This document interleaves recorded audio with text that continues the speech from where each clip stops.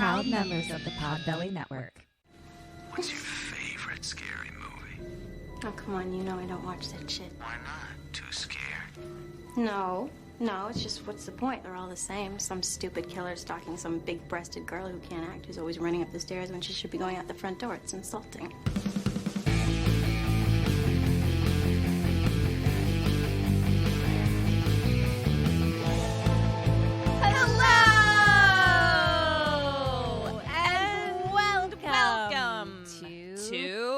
Kim and Kat, stay alive. Maybe. We are a horror movie comedy podcast, and we are going to tell you the entirety of a movie and spoil the fuck out of it. And this week, Ketryn is going to try to stay alive. I am Ketryn Porter. I am Kimberly, Erin Marie, Maleficent, Esquire, Jesus Burns.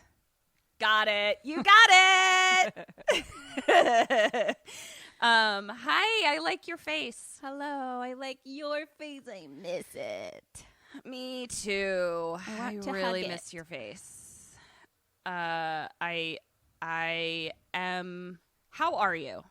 Let's start there. I am a person, and I am floating on a ball in space. I'm okay. Today was rough, but there's just a lot of extra world things. Like on top of just the global pandemic and the quarantining thing, now there's like an overwhelm of conspiracy theories and an overwhelm. And then we still have the regular bad shit of like, you know, black men just being murdered out in the street for going jogging, and then people not being arrested for it for 2 months. So I'm just like, and then there's there's this light dusting of murder hornets as well. Right. I mean, luckily I don't go outside, so I so far don't have to worry about those. But who knows? I haven't added that to my list quite yet. Give me a break. Sure. I had to have a good cry today. I had to cry it out a little. Set a timer. I hear that. I love that. Yeah. I set a little 5-minute timer and I was like, oof, this was good. Wow. That's actually really smart. I had do you ever have those days where like, you're like, if I could just harness this energy and this productivity, like I could be president. Like, why do I have this much energy right now? Why today? Do you like, this was the opposite of one of those days. Oh, got it. Like that was, I mean, just where you were going. I was just like, I mean, opposite. I don't ever have the thought that I could be president because at this point that job has been tainted. Yeah. Nor do I have a desire, but I get what you're saying. Yeah, it was the opposite of those days where you feel like you have so much energy. Like you're a superhero. I was in more of the I'm a shell of a person sort of state. Yeah. So I got really drunk to numb my feelings about it last night. That was super helpful. And then I did a bunch of online shopping to fill the void. So it worked out perfectly and I feel great. Great. We're doing great. All the things that I bought brought me the satisfaction and bliss I was hoping for. And, you know, I got really drunk to numb my feelings. And then when I sobered up, those feelings were just gone. It wasn't like I masked anything. That's how numbing feelings works, right? They Yeah. totally go away. So I guess what I'm saying is I am perfect. Mackenzie actually shared this story with me, which is interesting, and I was going to try to share it, but it's really long, and it's actually depressing AF. But it's John Carpenter talking in an interview about how he learned about, like, true evil, kind of, and it was from, like, growing up in the South. Wow. It's just, it relates to the horribleness of racism that still exists today, clearly. But I found that really interesting. Yeah, I'm excited. horror world. Speaking of the horror world, I saw the preview for the H.P. Lovecraft. Ooh, yes. On HBO, Lovecraft Country. HBO, right? Yeah. It is HBO. I couple things. I definitely want to watch it, like in the age of The Watchmen, which I like loved, where it like is, you know, just really diving into issues in a way that is super compelling and interesting and blah blah blah. But then I'm also like, but do I have the energy for this?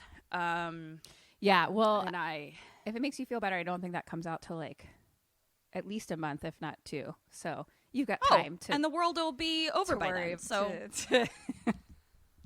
to deal with the feelings of that particular thing, if that makes you feel better. Do you know what I did start watching? The Exorcist TV show. What? It's on Hulu, and it's originally on Fox, which is, I think it's downfall, to be honest. It was shockingly more kind of gory than I thought it would be to be on Fox. Interesting. To be honest. But it's, I mean, I guess it has a second season that I'm going to watch too. And it's from like, I think 2016 or something. Like I like missed it completely. Like I was like, when did this happen? Me too. So like, I'm not giving it a glowing recommendation clearly, but like I kind of like it. You're like, it's a show. I think my eyes were open while I observed it. I think that you would enjoy watching it though. And it has like a neat twist that I thought was pretty cool of them. That I was like, oh, okay, that's fun. I have very little what am I trying to say? Personhood, and it's really hard for me to like watch shows that require me to think. And that sounds hard, what you just described. Oh, I don't think you need to think for it. Oh, I don't. Okay, great. Yeah. Okay, great. Then I'm in. Yeah, done. It's just like a The Exorcist light. Oh, okay, great. So like the diet like version on TV, Great. But is it like is it one person that requires an exorcism, or little vignettes of people that need exorcisms?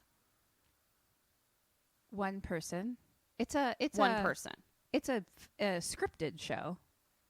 No, right. No, okay. What I'm saying is, I meant, okay. Wait, are we talking about a reality show right now? No. So what I meant was like, does it follow The Exorciser, where it's like, oh, gotta go to Ohio to exorcise this donkey? Or is it like one person? It's a combination of both. It's kind of about a family, but then like the priests that get involved and stuff like that. And then, right. But I at first was like, this is kind of cool because it's like a modern day, like what would happen if your daughter seemed to be possessed situation. Like it takes place today, which is interesting, Yeah, that sounds cool. You know what? I'll give it a fucking shot. But I feel you. Other than that, I've just been turning my brain off with like fucking garbage shows. Sometimes I go back and forth, and then I get overwhelmed, and then my brain melts too much from the garbage shows, and then I'm like, all right, now I need to re-up with something interesting. Yep. We need to remold the Play-Doh of our brains back together into something, and then the world happens at us constantly, and we go, nope, I'm remelting. Goodbye. Yeah, I just go back and forth between like Love Island and interesting good shows. Yeah. I had a weird thing happen last night. Speaking of garbage shows, my cousin Allison has been like, you have to watch the new like singing Bachelor or whatever the fuck it is. Yeah, girl, we're watching it together. You just don't join us. I know. So cousin kept being like, is Eric watching it with you? And I was like, no, we had a whole talk about it that Eric doesn't want to watch it. So it's like really hard for me to like motivate myself to like watch it. That's and an impossible show to watch on your own. Yeah. And she was like, well, I'm going to talk to Eric, blah, blah, blah. Like he has to watch it with you. And so then like Eric and I are wasted on the couch last night. And I was like, cousin's really mad at you because you won't watch The Singing Bachelor with me. And he was like, what are you talking about? I would watch that right now. I absolutely would watch that show with you. And I was like, no, we had an entire conversation about it. He was like, we absolutely did not. Wow. And wow, you're wow. living in like your own Mandela effect right now. Oh, like he had that about Love is Blind. Maybe you're mixing it up. Maybe that was it. But he was like, what are you talking about? I desperately want to watch that with you. Did and you I was guys like, watch it? Not yet. This was at 11 o'clock at night. But it's worth it. It's so bad. I can't wait. It's so bad. Yeah. It's one of the few semblances of normal life that I feel like I still have is like getting together with the girls virtually to watch it and then make fun of it the whole time. Well, I guess Eric and I will catch up and then we'll come watch it. Yeah. Since our two universes have collided and now we're living in the same one, which we weren't before. I had this whole talk about the Mandela Effect with E. And I found a couple new ones that I was like, this is unacceptable. What? Give me one. Well, the Berenstein Bears is still my number one. And then we have to see the Snow White. What does the Wicked Witch call the mirror? Oh, it's not what we think it is. Like, it's not mirror, mirror on the wall. But why do you think it's mirror, mirror on the wall unless it's mirror, mirror on the wall? Yeah, she says magic mirror on the wall. If you guys don't know what the Mandela Effect is, just Google it. It's fucking bonkers. We just live in different dimensions all the time. Yeah. No, that's bananas. Like, I still think that that's incorrect. I'm like, she definitely says mirror, mirror on the wall. Yes. Nobody has ever said magic mirror. Yes. Like, that's insane. It's stupid. Come check out Kim and my other podcast, The Mandela Effect. I would do a whole fucking podcast. Just each one just go down the list and investigate it. Yeah. That would be really fun. I still get really mad when people try to tell me about the spelling of Berenstein Bears. I'm like, you cannot. Please go fuck yourself. It makes no sense. And no one thinks it's Berenstein Bears. No. No one thinks that. How dare you? I knew those books. I had like 50 of those books. And I'm like, that was during the time where I was learning to read too. So therefore you spell or you sound things out the way that they're spelled. And therefore you would have said Berenstein Bears, not Berenstein Bears, which is how you say it because it was spelled differently in our previous dimension. Fucking bananas. Anyway, that was Mandela Effect with Kim and Kat. I have another thing to share. Please. Our network, Podbelly Network, is giving away free stickers. It's free stickers. Free for the month of May. May the pork be with you. You get a little I love Kevin bacon sticker with our Kim was little doing pig. parentheses, guys. Yeah. You couldn't see, but she was doing parentheses around the word Kevin. Because the little pig's name is Kevin. Yeah. So basically, if you go to podbelly.com/shop and use the discount code Kevin the Pig, you can get a sticker while supplies last, completely free. Limit 1 sticker per person. So go get yourself a cute little pig sticker. A cute little pig sticker. And put it on your Hydro Flask like the basic bitch you are. While you drink your White Claw. Yep. Ketryn. Hey, I got my Hydro Flask right here with stickers on it.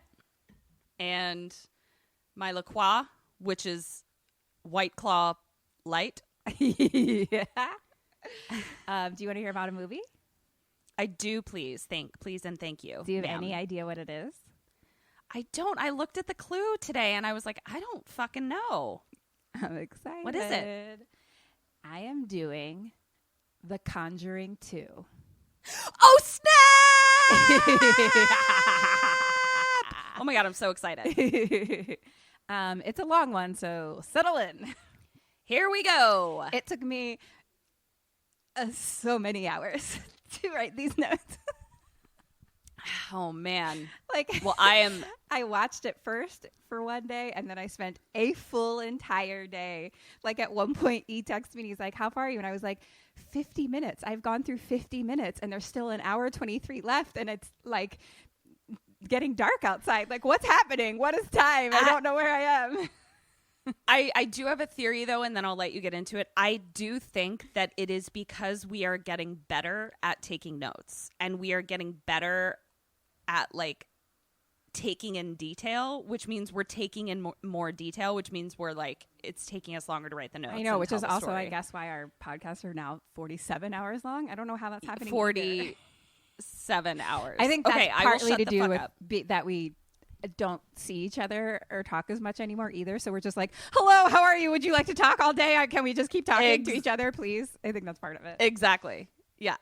All right, I'll shut the fuck up. Tell me a movie.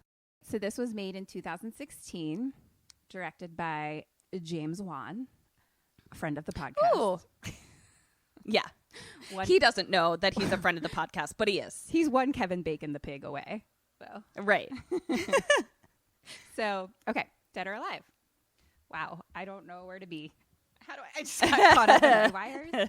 I'm trying to do a Kim's doing a desk little situation. Yeah. I don't know where to put my arms.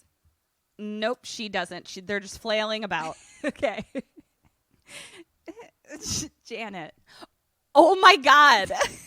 I don't know where to put my book. I am having a tough time. Janet. Who? Janet. Janet is alive. Peggy mum. Oh, like my mom, Peggy. She's yes. alive. Older sister Margaret. Dead. Little brother Billy. Alive. Middle brother Johnny. Dead. Ed. Dead. Lorraine. Alive. Bill Wilkins. Alive. Peggy neighbor. Everyone's named Peggy. I wonder if her another name, Peggy? that might be wrong. The neighbor lady. The neighbor lady. Okay. If her name is Peggy, she's alive. If it's something else, she's dead. Okay. I'll double check that when I do points because I feel like it's not. Yeah. Vic neighbor. Maybe Peggy's husband. Dead. Maurice Gross. Dead. Anita Gregory. Dead. Okay. Okay. Here we go. Ooh, this is good. I figured out a book space. Okay. Oh, good. We start with a voiceover. After everything we've seen, there isn't much that rattles us, either of us anymore. But this one still haunts me. So we're starting to see. Shut up. You got to the end of the page and then went down to the next line and said me. Yes. I didn't have time to read over this, so it's going to be a little bit hard to read in this situation. These are my favorite. I love it. Okay, keep going. Except when I'm trying to be serious and good, and then I'm like, make it. So we're starting to see, like, kind of pan into like a little kid's room, and it says Amityville, New York, 1976. Uh-oh. Okay. You've heard of it. I have. And in the room, they're setting up some camera equipment. Voiceover. 2 months prior to our involvement, the Lutz family fled their home, claiming that the house was haunted. The church reached out to us for help to confirm the activity reported by the Lutzes. So this is the voiceover of our friend, Vera Farmiga. Farmiga. I love her. / Me too. Lorraine Warren. Got it. So we see Ed and Lorraine now sitting at a table in the hearth room with people sitting around the table kind of seance style. Like there's candles lit. They have a little recording set up. A guy like closes the curtains so it's all dark. And Lorraine tells everyone to close their eyes and envision themselves surrounded by a halo of glowing white light because it'll protect you. Okay. Voiceover. The year before the Lutzes lived there was a young man who brutally murdered the entire family in the house. And was it done by anger or was he under the influence of something demonic, which is what he said in court. So now we're kind of like slow zooming in like straight to Lorraine's closed eyes. And then there's a gunshot and they pop open and we zoom back out and the room is dark and everyone else is still sitting with their eyes closed and we hear and she gets up and walks away a little bit and she looks back at the table. Her body is still sitting there with her eyes closed. Been there. So you get it. You get it. I do. She goes upstairs and in the hallway, a door creaks open to a bedroom and there's a lady sitting on the side of a bed. And we hear like whispers of like, killer, shooter, killer. No. And next to her is a guy like shot dead in the bed. And the lady kind of like creepily looks and she's like, what did you do? And Lorraine now holds like a invisible rifle basically. And she cocks the gun and shoots invisibly. You know, she's miming basically. Right. It looks like. But then she shoots and the lady falls back shot. Oh, dear.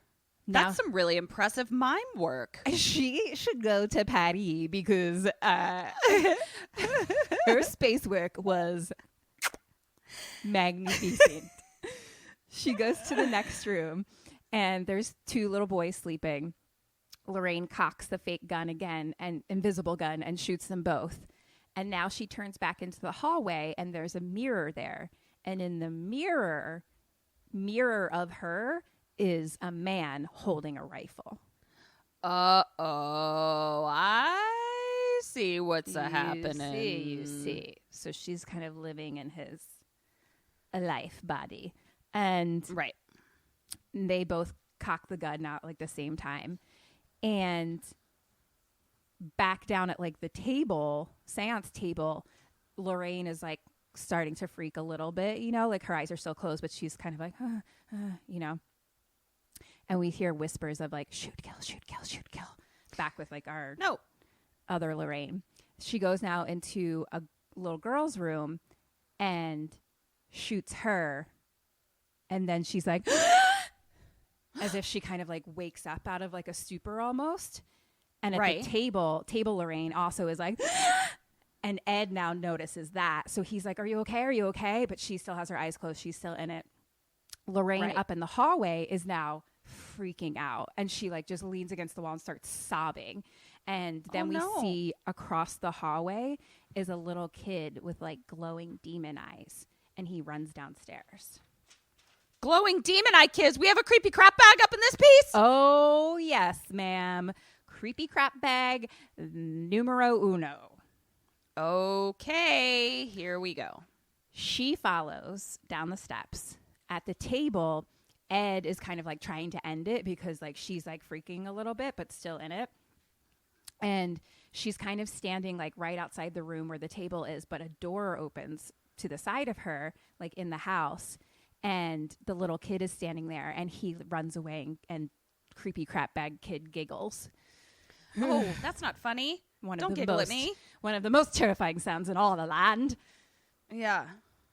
So back at table, Lorraine is like, still has her eyes closed and she's like, he wants to show me. And so she follows little creepy crap bag demon kid into the basement. Okay. And she's looking around. Question number 1. Do you follow creepy crap bag kids into the basement? No, you do not. End of movie. See you next week. See you next week. This is being Kim and Kat Stay a lot. So they're in the basement and she sees the little kid laughing and he like runs away. So she follows and looking around and she turns and then all 4 kids are standing there with like blood gunshot wounds and little light up demon eyes. And they look at her and all at the same time they turn their head and look at something else. And they're looking at something kind of covered in a sheet, an old sheet, basically. She goes and pulls the sheet off of it. It's a mirror. So she stands. A magic mirror? Mirror, mirror on the wall. Fuck you, magic mirror. It is mirror, mirror. It has always been mirror, mirror. It always will be mirror, mirror. So she stands in front of it and looks in it. And behind her, back, far behind her is like a figure. And so she looks back. In real life, nothing. She looks back to the mirror. There's a nun directly behind her. Get out of here, nun. Get out of here. So she looks behind her actual shoulder. Nothing there. And then she turns and looks back. There's a nun right in front of her face, standing in front of her, and then starts to choke her. And she gets pushed back. And then she like pulls the hands off and it's like her own hands. And then to the side of her, there's this pile of like wooden chairs that just like burst apart. And they show a figure, like a shadow of a man, basically. Like a man is standing there, but we can't really see who it is. And then he's like all of a sudden kind of like struck with something from behind and like his neck snaps back. She screams. Jesus. And then Table Lorraine screams. So they wake her up. Okay. And so now she's awake and now she's just like sobbing in Ed's arms. And she looks at him and she says, Ed, this is as close to hell as I ever want to get. Oh, damn.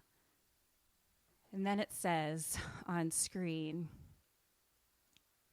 Ed and Lorraine Warren's investigation into the Amityville haunting sparked a media firestorm and catapulted them into the public eye. Meanwhile, a haunting that many would later compare to Amityville was unfolding thousands of miles away in Enfield, England. It would draw the Warrens into one of their most diabolical cases, based on the true story. Woohoo! The Let's Conjuring go. 2. Let's do this. Actually, that was the wrong music. It immediately goes into London Calling, brr, brr, brr, brr, brr. London Calling, and it's like a montage of England. I can't wait. I want to go to England. Big I want Ben. to go to England. Buses, bridges, England. Big.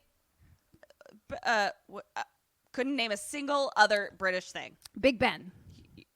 You already said that one, didn't you? Was that the first thing I said? Oh, that's all I got then. Yep. The London Eye. The Tower of Terror. No, Tower of Terror. That's not right. That's correct. That's. You know what? We need to move on from this. So, neither of us are doing well. The kids the kids at school. So the montage turns into seeing kids at school kind of outside playing and stuff like that. And we go around and we see 2 little girls, middle school. I'm going to go school age for these people. It felt Okay, great. easier. School age. Middle school age. And they are sitting on the steps. One of them is smoking, and she's all like talking about how she's going to sneak out the house with the 2 boys, and she wants Janet to come with her. And Janet's I'm like, sorry. Perhaps it's that we're not in the same room. What accent was that? Is she it from... was British. Was it? Okay. Maybe, honestly, it might just be my headphones. It was British sure. light, because I wasn't really trying to have the full-on accent. It was just like a mini accent. A mini accent. British Okay. light. That's what they call that. Proceed. So Proceed. anyway, she's like, come sneak out with me. And our girl, Janet, is like, no, my mom would kill me, you know. And her friend is like, here, hold this cigarette. So Janet grabs it. And she's like, I need to give you back this spirit board that we made, which is basically a homemade Ouija board. Ooh. So at that moment, though, a teacher comes out and catches them, and Janet is the one holding the cigarette. Oh, crap. Even though she wasn't That's even smoking. why you never hold drugs for your friends. Correct. So, unless it's in your vagina, and then you'll be safe. So, yeah, of course. The kids are now all getting out of school, and there's 4 siblings. So it's older sister Margaret, our friend Janet, middle brother Johnny, and then little baby brother Billy. And Billy. And and some like bully is like, what's up, Billy? And Janet is like, shut up, Peter. And the bully calls her like a lesbo. And then our little smoking friend comes out, and she's like, who are you talking about, your mom? And she pushes him like she's a little sassy queen. And I like this little bitch. the older sister tells little Billy, he's a wanker, just ignore him. And so little Billy is like, K, like he is a stutter. Oh, no, stuttering. I can't do it. He is a stutter. So Too sad. the kids now all walk home, and they're like super cute. And we see on screen Hodgson's residence. Hodgson's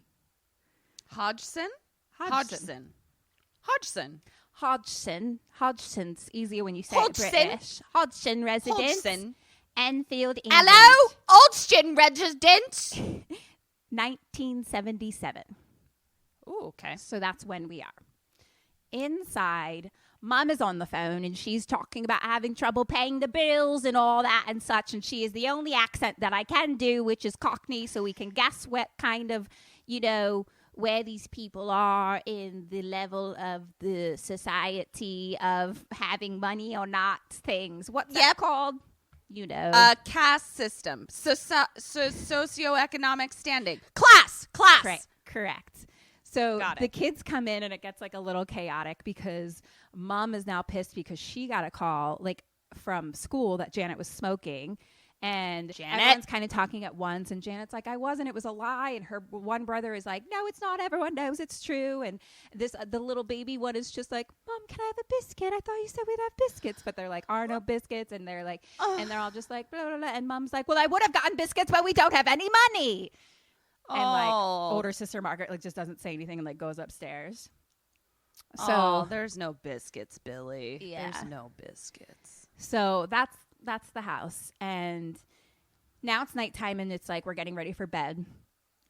When we go up the stairs at the end of the hall, there's like a makeshift like fort tent, basically. Like it's basically just 2 sheets kind of hanging from the ceiling that have like a little triangular opening at the bottom. Okay. That you can get in, and and I guess I think little boy Billy is in there, and he's like playing, and so Mom like brings him some biscuits, and it's just sweet, because he's like, I thought we didn't have, and she's like, oh, I needed to quit smoking anyway, basically, like she got him some biscuits. Thanks for the biscuits, Mum. Oh, you're such a good little cartoon British person, boy. So I'm working on my voices. I'm actually making a voiceover reel, so I'm working on some little kid voices. I really think you should. I'm not just blowing smoke up your ass because I love you. I'm working on it. I think you're amazing. And Thanks. I mean, it's no chainsaw sounds, but it's pretty great. Honestly, that's what's been keeping me from doing it, because I'm just like, what's the point? I'll never have a chainsaw sound. Fair. I mean, I get that, and I just want you to know that you can do it, and I believe in you. Thank you. Even though, I won't have a chainsaw sound. Yeah. It's tough. Yeah. It's Thank tough. you. I get it. I appreciate your vote of confidence. Where are we? What's happening?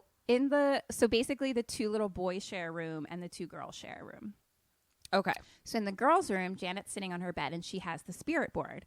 Let me just tell you that if a Ouija board was in any way scary, the only scarier thing is a homemade goddamn Ouija board that is basically cut out letters like a fucking serial killer ransom note situation. Note. Made with like the little ends of pencils for the little that goes on the circular, like the thing in the middle, has just 3 pencils around it.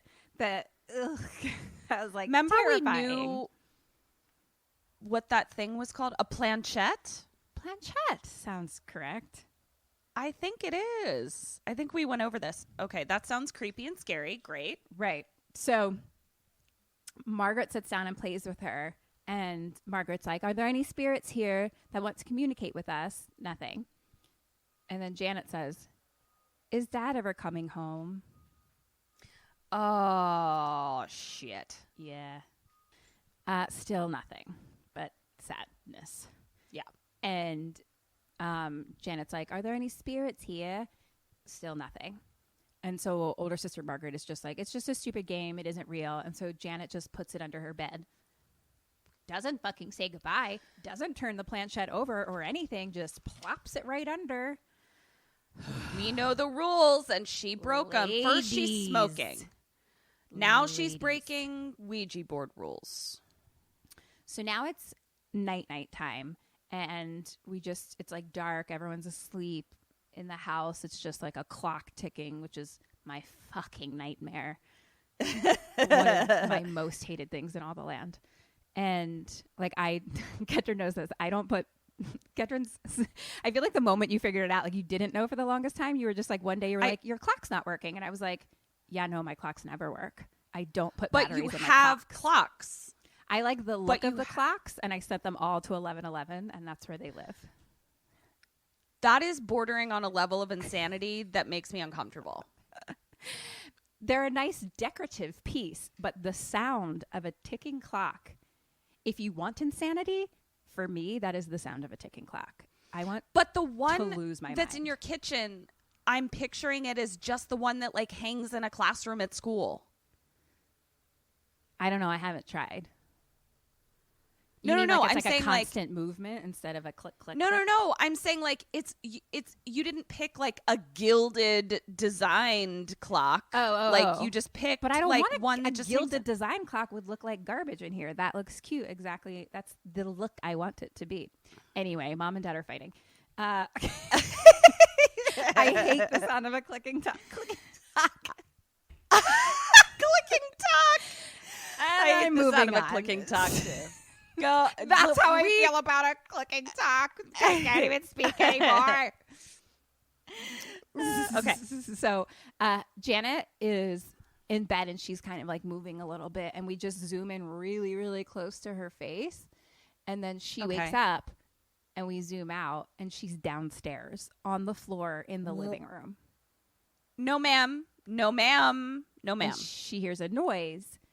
And now we go up into the girls' room. Margaret is asleep, and we hear like the door handle kind of like turning back and forth a little, and then there's a loud pounding on the door. So she wakes up and she sees that Janet's gone, and it's again like bang, bang, bang. So she gets up, goes outside of her room, looks around the hallway, and then Janet walks around the corner in the hallway. And they're both kind of like just like asleep basically at this point. So Margaret's like, why are you pounding on the door? And Janet's just like, I'm not. And they go to bed. Like, you know, it's just like. Okay. Yeah. So now Mom and Peggy neighbor, I don't think they're all named Peggy. I don't know what I did there. Everyone in this movie is named Peggy. I think I didn't know because Margaret is actually a form of Peggy too. It is. Yeah. My mom's name is Margaret. Anyway. I'm just going to call her Mom and then Peggy Neighbor. So that's their names now. Okay, so great. They're doing laundry in the basement. The way you get to the basement is an outside door. So you go out the back door of the house, like the kitchen door. Okay. And then there's like a little steps. So you go down the steps and then there's just another door. And so that's how you get to the basement. Got it. And they're talking about how Janet was smoking and she's not listening anymore. But Mom like feels bad because she's like, it's not her fault. She's like, her dad leaving, like she really, really took it hard, basically. Right. And yeah, like she's just talking about how she feels like a really bad mom right now because it's just too much. And so she's putting laundry and all these things, whatever. And then fucking water squirts in her face out of the fucking washing machine like it's broken. Oh, for fuck's sake. So now we cut to Ed and Lorraine on a talk show. And we're basically like on set of it being filmed. And it's like those two sitting with like some other guy who's some type of a doctor or expert or something, blah, blah, blah. And that guy's saying that Amityville was a hoax, pretty much. Okay. And Ed starts defending it, and then he gets like passionately defensive. And so afterwards, he's all heated, and Lorraine's like, take a breath. And he's like, I know. Count to 10. I'm counting to 10. But they're like really cute, kind of. But he's just like passionate about what they're doing. And that guy was like calling them a liar, basically, and like what Lorraine does, saying that she's a liar. So back to the house, Janet and little Billy brother, they have one of those toys that is like the shape of a lampshade, but it has little slits in it. And so when it spins around, you can see inside. You can see the movie. Exactly. And I so know exactly what you're saying. This is called the Crooked Man toy. And so inside you see like a little crooked man talking, and then it plays a song, and there's like a whole little like poem for it, basically. And so they're doing this so he can help with his stutter. So she plays it, and then they sing it together, so he can like just keep saying all the words, you know. And then he like messes up, and she's like, "It's okay," and they like do it again, and it's like really sweet, cute. Actually. And so, Mom sees this, and she like comes in. Then he like gets it right, and the mom sees it, and she comes in and claps, and they like eat some biscuits, and now it's like off to bed, and so it's like really sweet, and they like clearly you know love each other.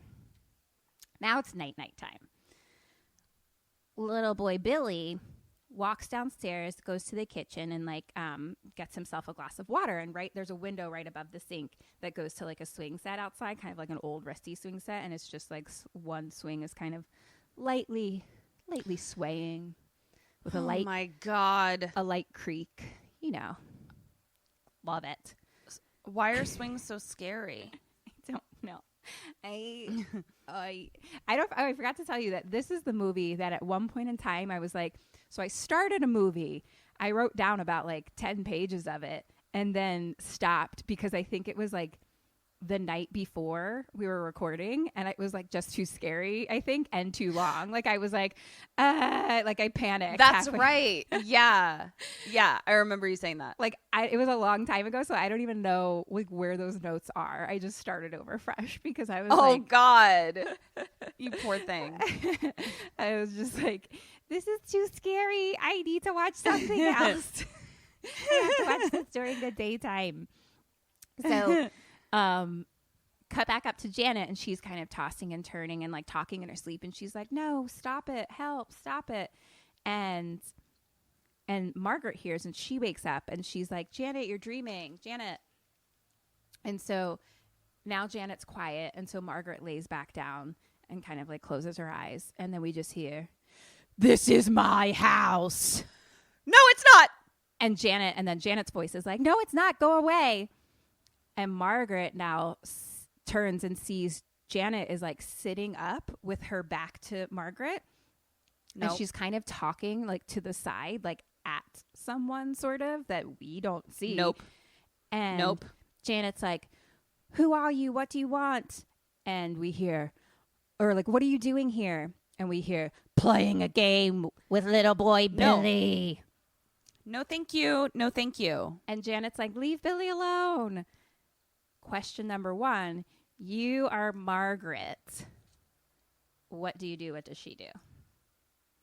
Okay, so Margaret is the one that's talking to something that we can't see? No, that's Janet.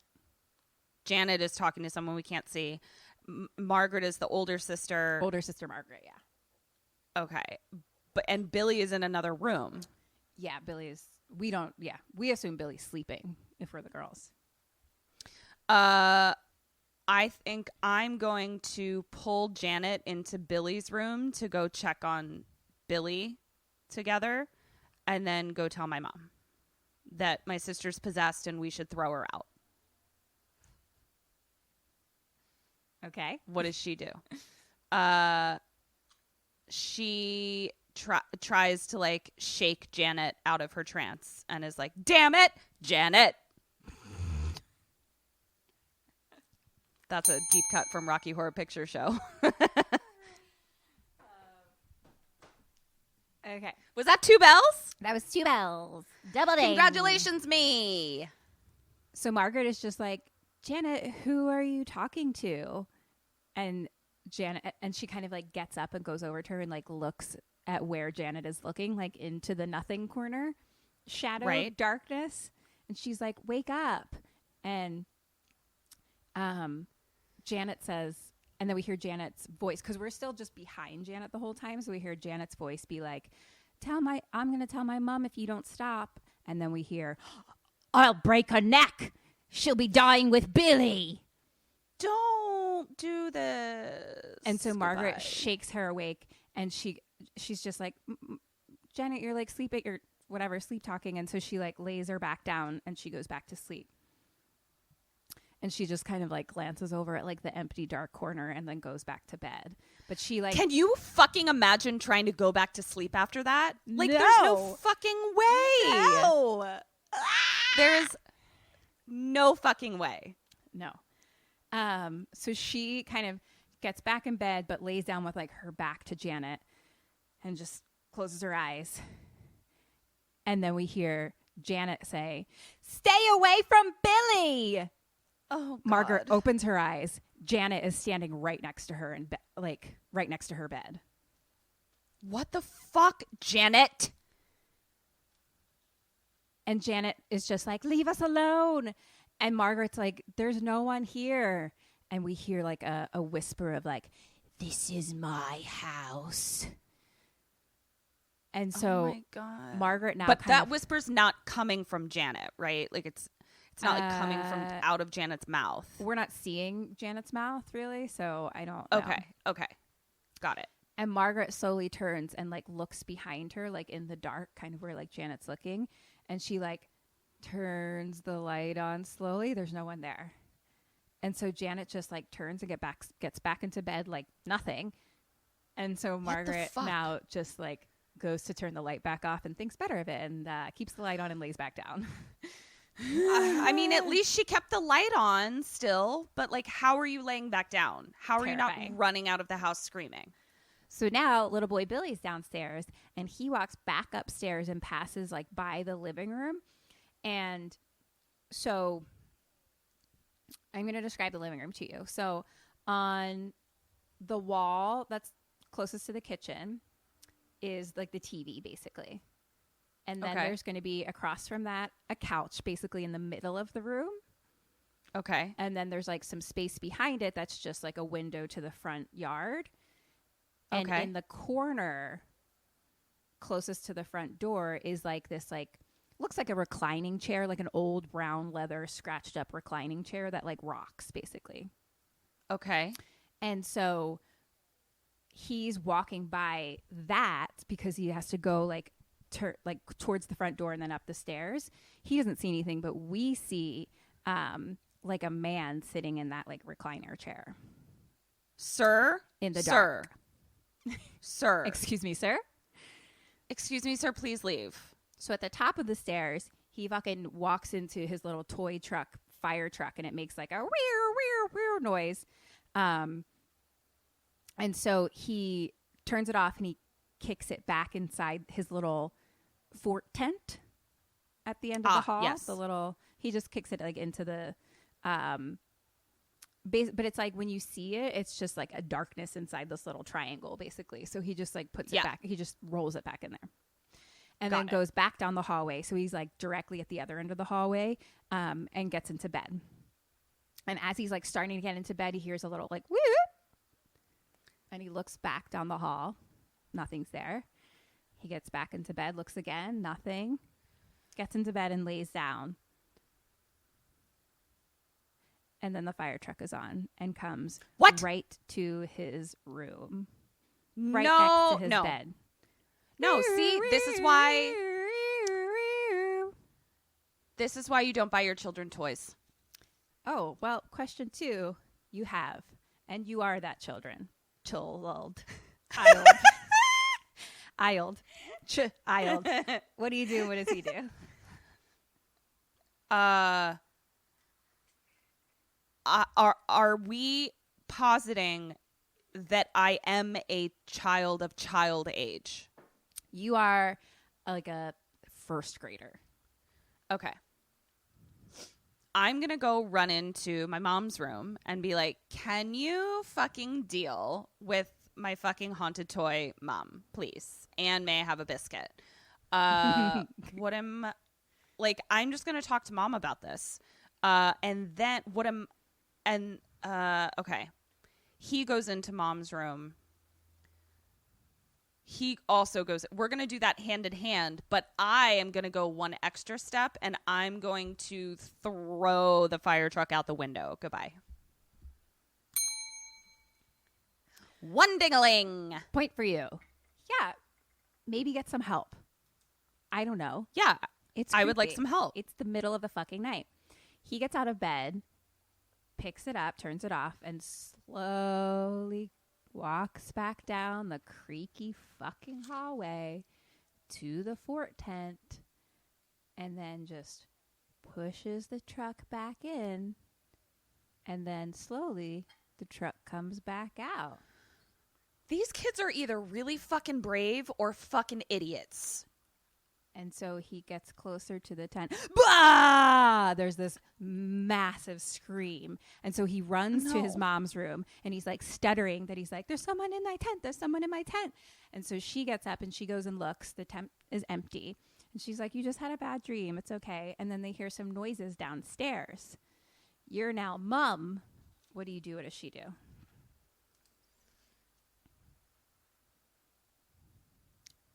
So I do hear noises downstairs. Mm-hmm. Are they noises that could be made by a human? Yeah. They're okay. Nothing. I would assume that they're human, probably. Like it's just like maybe something moving around, basically. Okay. I am going to get all of my kids up and lock them in a closet upstairs and be like, don't move, hide, or stay in there.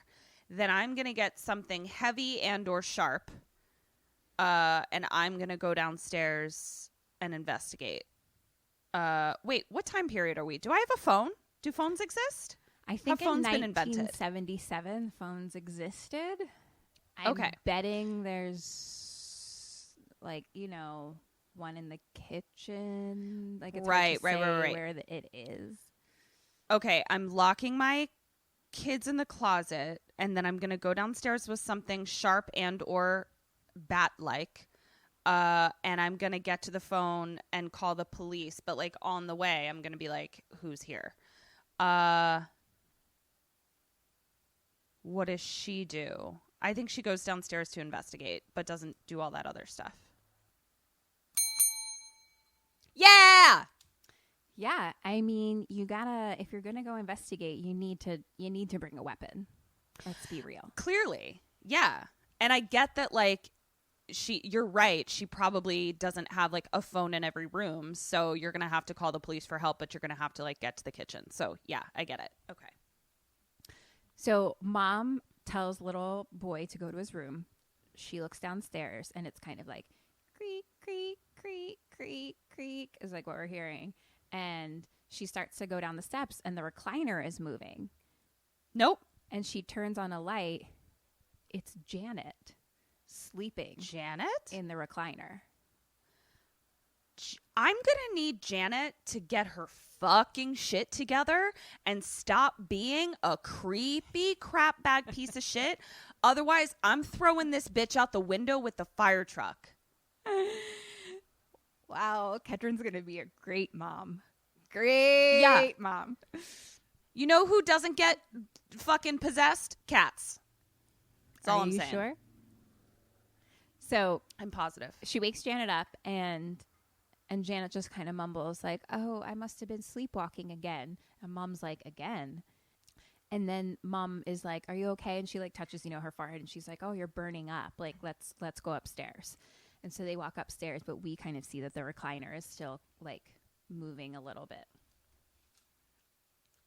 So now it's the next day.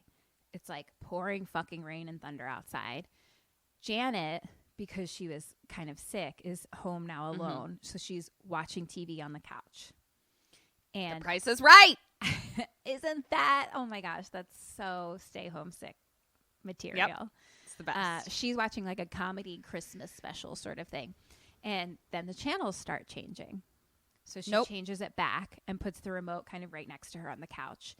And then the channel changes again. So then she goes to pick up the remote. It's not fucking there. So she looks around in the couch, and then the phone rings. It's her mom like checking in. And so they're talking, whatever. And she looks over, and the recliner is kind of like right next to her. Like the phone is on the other side of the wall. And the remote is sitting on the recliner chair. No. Ghosts that steal remotes are such petty assholes. That would be so annoying. What if you had a ghost that was just like hiding your shit? I'd be so mad.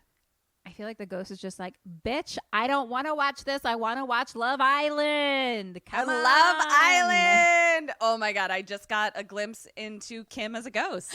That is amazing. Well, question number 4. What do you do? What does she do? I'm little baby Janet. You're little baby Janet. Am I on the phone with my mom? You're on the phone with your mom. I'm going to be like, Mom, listen, there's a fucking ghost that keeps stealing the remote. I don't like this. I'm running out the door to the neighbors. Bye. See you never. I'm out of here. I'm not coming back till you deal with this ghost situation. What does she do? She is currently on the phone with her mom. I think maybe she says like, someone's here with me. And her mom's like, you have a fever. Go back to bed. Goodbye. One ding-a-ling dong. Point for you. We gotta talk about this. You gotta talk about it. Yes, we can't just sweep this under the recliner because the recliner is haunted. Yes. So don't live alone under your own recliner. Please don't. Get help. Ask for help. She doesn't say anything. Fuck. She's just kind of like, okay, will you be home soon? And hangs up. And so she like grabs it really quickly and like runs back and sits on the couch. And she's clearly fucking terrified. She like slowly does like a look back at the chair. Nothing's there. And then she's watching TV and it goes to static. So God damn it. More of the trying to use the remote. Nothing happens. So she gets up and moves the rabbit ears on the TV. Oh, yeah. And like hits it. The TV shuts off. In that moment, the reflection of the blank TV, she sees the chair behind her and there's an old man sitting in the chair. No, I reject that. I'm out of here. Good fucking bye forever. I'm a runaway now. I live on the street. I'm out. So she looks back. There's no one there, but the remote is like midair and drops to the floor. God So damn now it. she's just like, and we hear, my house. And then a creepy old man is right behind her, screaming in her ear with like demon eyes. So she like screams and falls to the floor, and the TV comes back on, and she screams again. Cut to Lorraine waking up in bed, and she Ed's not there, so she goes to find him, and he's in his office or study or whatever painting. And he's like, I couldn't sleep. I had this crazy dream and I just like couldn't get it out of my head. And I saw this thing in it. And so he's like, I thought if I just like painted it, I could get it out. It would get out of my brain. Yes. I forgot to tell you, with this today's game, you get the opportunity for 3 bonus points. Wowzers! I love me some bonus points. Wow! So that's like a $6 pizza, mister. So she looks at the painting. Bonus point number 1. What is he drawing? What's he painting? Yeah, painting. A recliner in an old house. Final answer. No points. God damn it. He is painting the nun. The nun. That she saw. That was my first answer. I didn't listen to my gut. I went with something weird, and now my pizza is not $6 anymore. Been there, girl. I feel you. So, yeah, she saw it in a vision, and now he had a creepy dream about it. But shit, she doesn't say anything like that, really. She just has she's like, oh, fuck, to herself. And so... why are people talking to themselves? Talk to each other. They sit down at like the kitchen table, and she's like, we need to stop. No more new cases. Like, we can do lectures or whatever, but no more new cases. And he's kind of like, why? You know, like what's up? You know, like, is it like the publicity, you know, et cetera, et cetera. And then like behind them, like a little girl with like long hair and a nightgown, like walks in a different room and like walks into the kitchen and then like hugs and kisses them hello. And I'm like, oh, it's her daughter. It's their daughter. They have a daughter. Oh, I not literally a ghost. was like, they just have Okay. a ghost child living in their house. But nope, they just have a living child. And it like was normal. a living child. Yeah.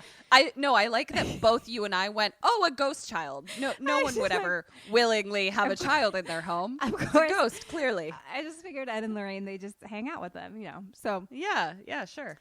Lorraine though is like, do you trust me? And he's like, you know I do. And she's like, please just trust me now. And he's like, okay. So back to the family. Janet, it's like nighttime. She's tying a jump rope around her wrist and tying it to the bed in case of sleepwalking. Got it. So she goes to bed, goes to sleep. Thud. Janet's now on the floor next to her bed, and she hears like a pounding on the door. Margaret, no. older sister Margaret, had gone to sleep with headphones on, so she's just still asleep with headphones on. Ah, crap. Question 5. You are Janet. What do you do? What does she do? Am I still tied to the bed? Yeah, by a jump rope that you tied yourself. Like, it's not like... So I can easily, okay. Yeah. And someone's banging on the door. Am I closer to the door or is... she is, actually. So it's like doorway, then Margaret's bed, then Janet's bed. Okay. And you're like in the middle between the two beds. I am going to fucking wake up my sister and be like, let's have a discussion about the pounding on the door. If you can't hear it, that's a whole other thing that we need to discuss. If you can hear it, we also need to have a discussion about that and deal with this. But I'm going to wake her up and include her in my process. What does she do? Does she go and open the door like a fucking idiot?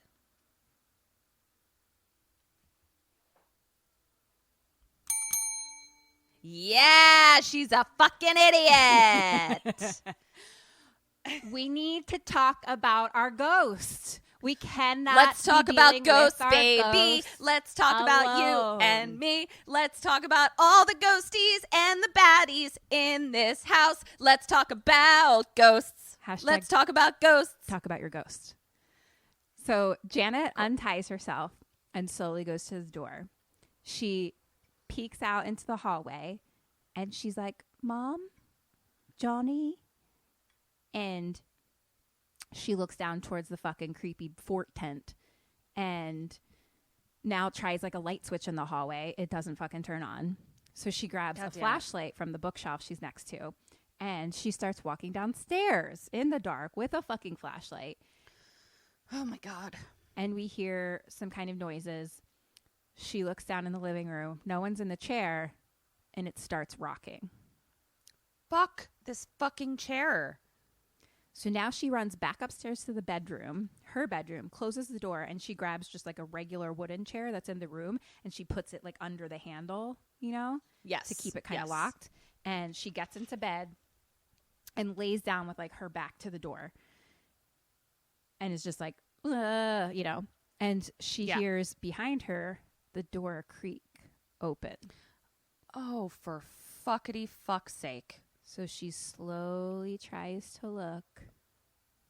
The chair is directly next to her bed.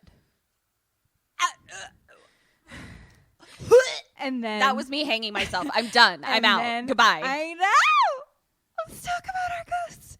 I am swan diving out the window. Where is the window? And then the door fully creaks open. Question 6. What does she do? What do you do? I swan dive out the window. Goodbye. You've given up already? I mean, I'll let the wind take me. I don't know. If I'm meant to live, if I'm meant to survive that fall, then that is my destiny. Wind take me. I'm not going to be in this room anymore, and I'm certainly not crossing the threshold of haunting that I just saw the door open from.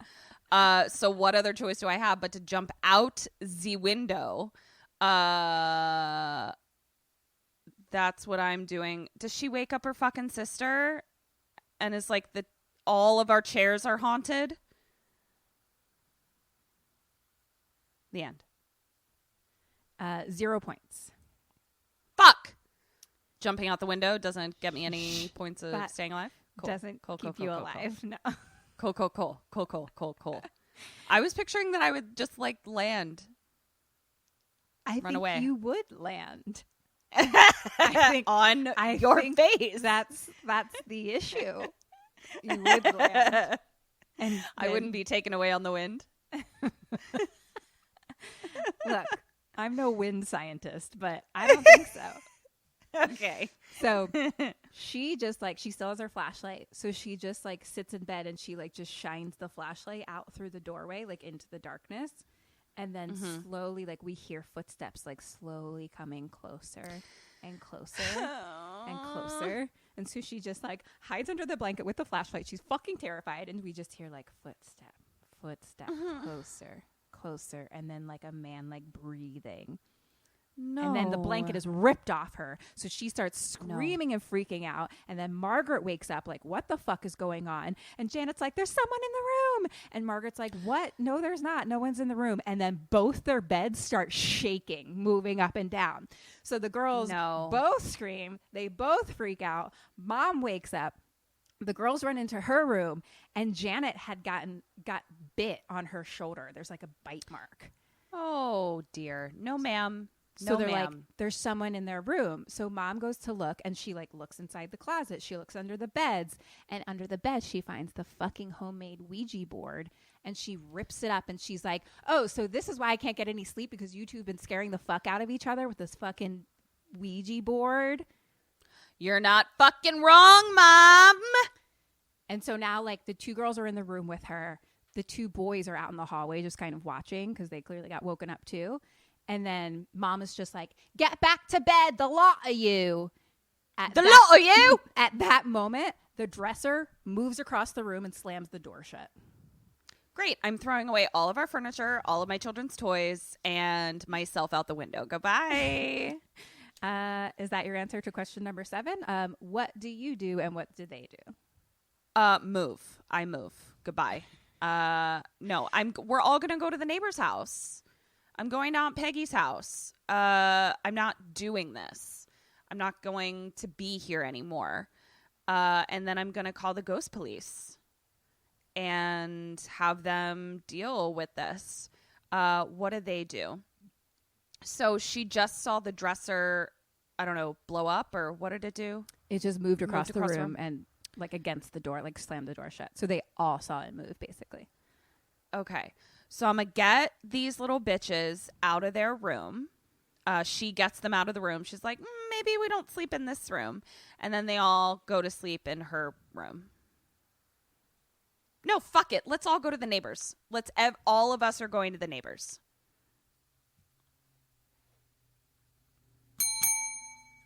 Ooh, yes! That was a good switch, Lauren Ketryn Porter Martin. Yes!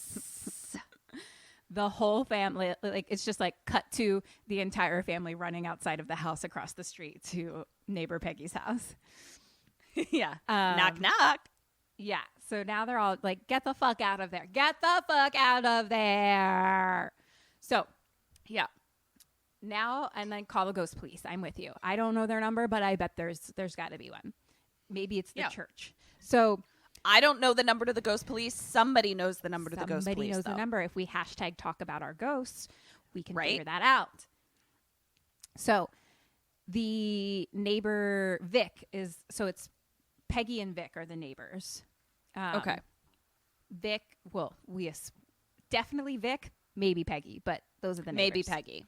Got it. So husband Vic went over and like checked the house because it's kind of like someone's in the house sort of thing still. You know what I mean? Like, right. We're not really understanding what's going on. Sure. He's coming back and he's like, I checked, no one's there. And at this point, this is adorable and honestly a wonderful idea that I'm not sure is utilized enough. So the neighbor's dog is like ringing a little bell that's like nailed to the door that's like dog height. And little Billy is like, what's he doing? And they're like, oh, we trained him to ring the bell when he needs to go out.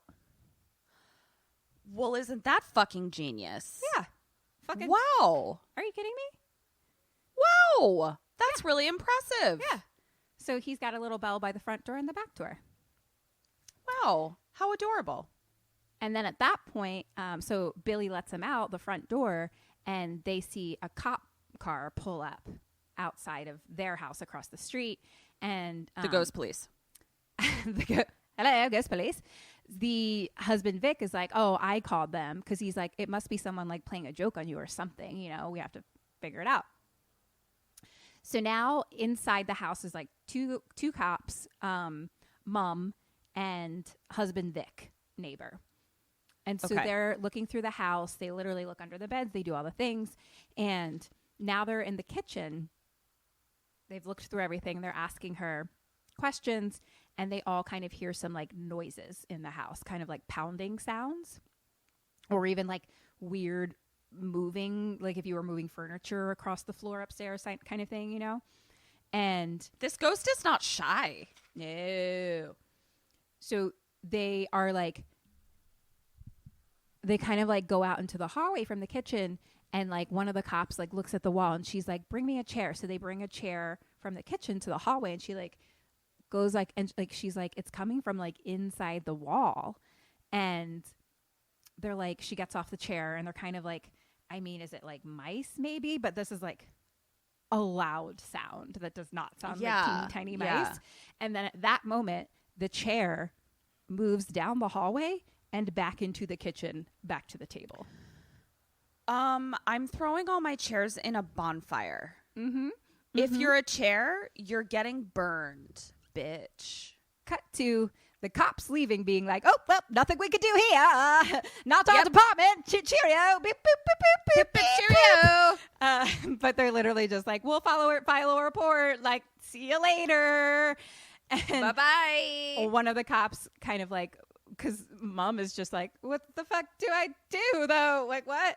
And one of the cops pulls her aside, and she's like, I think this is kind of beyond us. But she's like, but I'll tell my priest at church to give you a call, basically. Okay. So now we're back at the Warren house, and we're like pretty much in, I can assume, is the living room. Lorraine's just sitting on the couch. And the coffee table in front of her little daughter, who's not a ghost, is like playing with beads or something. Bees. I just watched that the other day. We'll have to find, there's like a 10-second clip on YouTube of just that part of the scene. We have to share that. It's like my favorite thing ever. It's from Arrested Development if you haven't seen it. Beads. Job's not on board. And then Lorraine is kind of like, she has like a Bible on her lap and her head is kind of down in her eyes. It looks like maybe she's either like kind of dozing off or reading. It was hard to tell. But she kind of like looks up and her daughter is no longer in front of her. And she goes out into the hallway and the daughter is standing there just like staring down the hallway. And the girl is just like, what is that? And she just holds her arm out and like points forward. And at the end of the hall is the nun who's just standing there staring at them and then like walks away. Fuck this fucking nun. Get the fuck out of my house, nun. And so I want none of it. No. Tap. So self high five. So Lorraine is like, go back in the other room, and she goes down the hallway and into the room where the painting is. So at this point, the painting is like up on the wall, and in the easel is actually another painting, and it looks like the house, like it looks like the cover of the first Conjuring, where it's like that tree with the house in the distance kind of thing behind it. Yes. I know exactly what you mean. So she starts looking around, and she like looks at the nun painting. Fucking creepy as fuck. It's kind of dark, so there's a lamp kind of next to it. She like turns the lamp on, and then she hears a noise, startles all of a sudden, loud. Behind her, a tape player had started playing, and it's like a children's choir singing Christmas music. No. Goodbye, children. No. This is creepy crap bag number 572 of this movie. Yeah. There's too many creepy crap bags in this movie. So she stops the player, and the Conjuring 1 painting kind of like,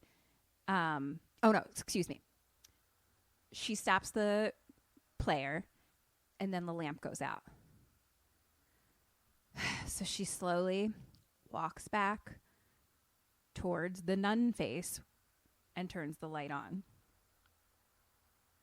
And then she starts to go to the door to leave. The door slams shut. And then all like fuck this. The window coverings all slam shut. No. And then the Conjuring 1 painting kind of starts to like shake a little bit. So she looks at it, and like the wall behind it now has a shadow of a nun that walks all the way down the side of the room to the corner, to the other side of the room, to the nun painting, and stops right at the nun. So the nun painting is basically like chest up. So it's like face to chest. So it stops. Yes. Right in it, basically. Yeah, I'm going to need this to get the fuck out of my life. This is terrible. I don't want to be here. You don't like the nun? No, I don't like the nun. And I'm also like, I'm dealing with old man and a recliner ghost. I don't have space for nun painting ghost as well. Okay. It's kind of like what we're dealing with now with the pandemic and then murder hornets. Too much. I can't do this. Too much. I can't do it's too much. Right. Cool. So then little tiny fingers, white creepy fingers, start crawling around the side of the painting on each side. And she's just standing in front of it like, ah. And then the nun runs at her, holding the painting basically as its face, and the mouth in the painting roars open with like creepy fucking pointy scary teeth.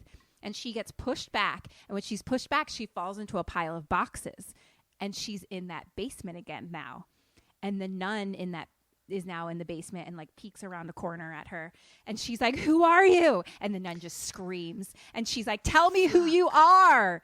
And now Lorraine at home, who's sitting on the couch with her Bible in front of her, starts scratching with a pen into the Bible, like writing shit in the Bible, like, but really quickly. And I don't understand why you keep telling me things that I don't want to hear. I don't understand why you won't let me leave. Why do you keep doing this? I love you so much. I just want to tell you this story, this bedtime story. So now, fucking daughter sees this, and she's like, "Are you okay?" And then back to the basement, and Lorraine is like, "What do you want? What do you want?" And the nun points at something, and she points to that fucking pile of chairs that break open, and this time the figure that we see that's there is Ed. And he looks at her and says, "I'm sorry, Lorraine." And then all of a sudden, like a pointy thing like shoots through him from the back, like through his chest, basically. And Lorraine wakes up. Oh, fuck me. God damn it. And she like hugs her daughter and looks at her Bible that has like writing scratched all into it, like aggressively. Right. Cut to our family. Mom is walking home, and she's approached on the street by a TV show man who's like, hey, do you want to talk about your disturbances on TV? Because there was a police report about it, so that's how I fucking know everything. Oh, right. And at first she's not into it, but then he's like, getting your story out like might be the only way to help. Cut to the TV show. And so it's like interviews with like a crossing guard who saw fucking Janet floating in the window or something. And then like a photographer who like saw Lego bricks like floating around the room and like one hit him in the face or something like that. Cut to like the 2 cops that saw the chair move. And then we have our 2 experts. So one is Maurice Gross, and he's an engineering consultant for the Society of Psychical Research. Psychical? I believe, yeah. That sounds like a made-up word that you messed up. I mean, I watched with Whatchamahoots on, and it said psychical. It was actually hard for me to understand the word because they were speaking in British, but right. It said psychical, and I was like, is this supposed to be physical? But then I was like, I think it means psychical. So that's what I wrote. All right. And here we are. A believer. He is just like, there is no doubt. I mean, the number of documented incidents around this is just staggering. And then we have our other expert, Anita Gregory. She is a parapsychologist and lecturer, and she's like, the main people involved in this are all children. And children can be very ingenious pranksters. So she is not a believer. And pieces of shit. And creepy crap bags. Yup.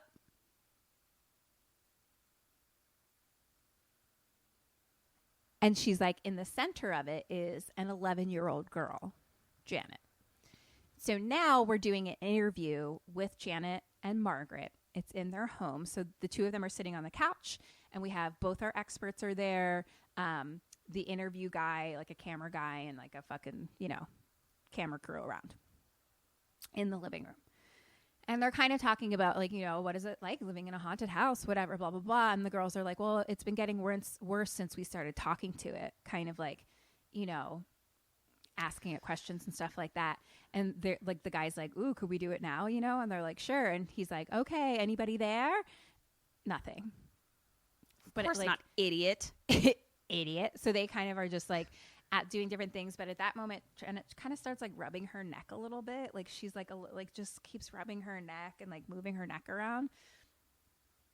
And then she looks down and she starts growling. No.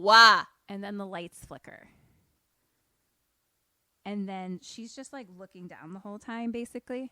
So now talking to Janet, basically, it has this voice. Stop calling me Janet.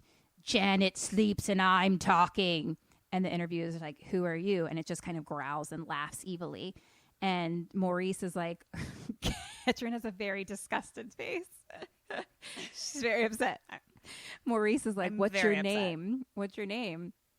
And he's like, you don't belong here. This is my home. Get out now. And Maurice is like, it's not your home. And he's like, what's your name? And he says, knock, knock. And they're all like, fine. That's not a name, idiot. They're like, fuck it. Who's there? All right. And he says, Bill, Bill, Bill, Bill, Bill, Bill. And they're like, Bill who? And he says, my name is Bill Wilkins, and I'm 72 years old. I come from the grave. And Maurice is like, how did you die? And he's like, I went blind, had a hemorrhage, and fell asleep, and died in the chair in the corner.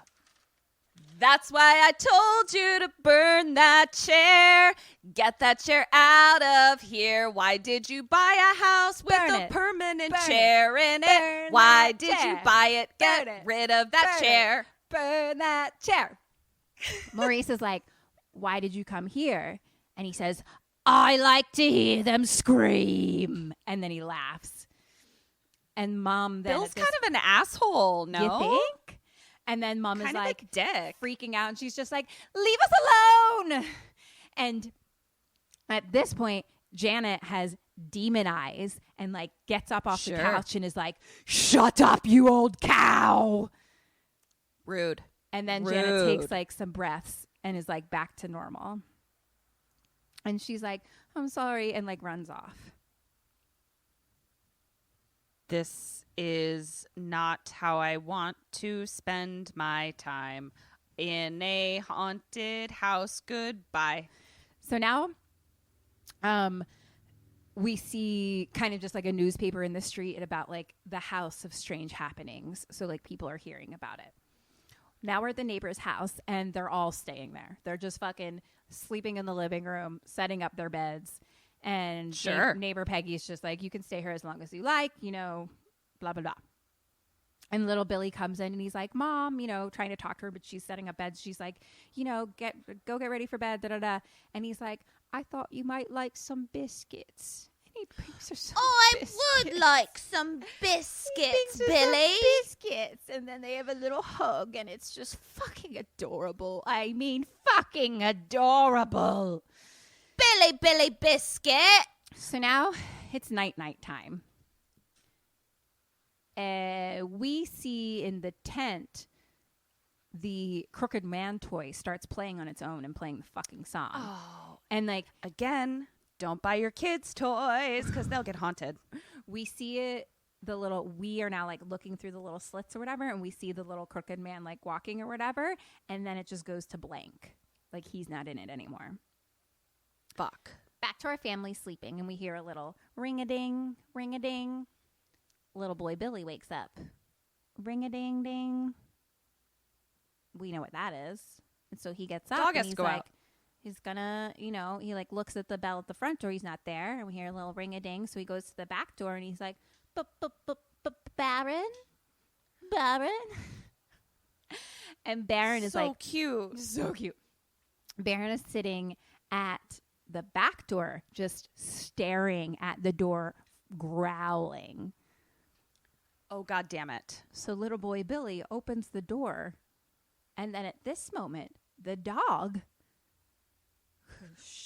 legs get longer, arms get longer, and he turns into a tall, creepy, crooked man. I'm so sorry. What the fuck did you just say to me? The dog's arms get long and windily, spindly, and then his legs get long, and then he's a tall, crooked man.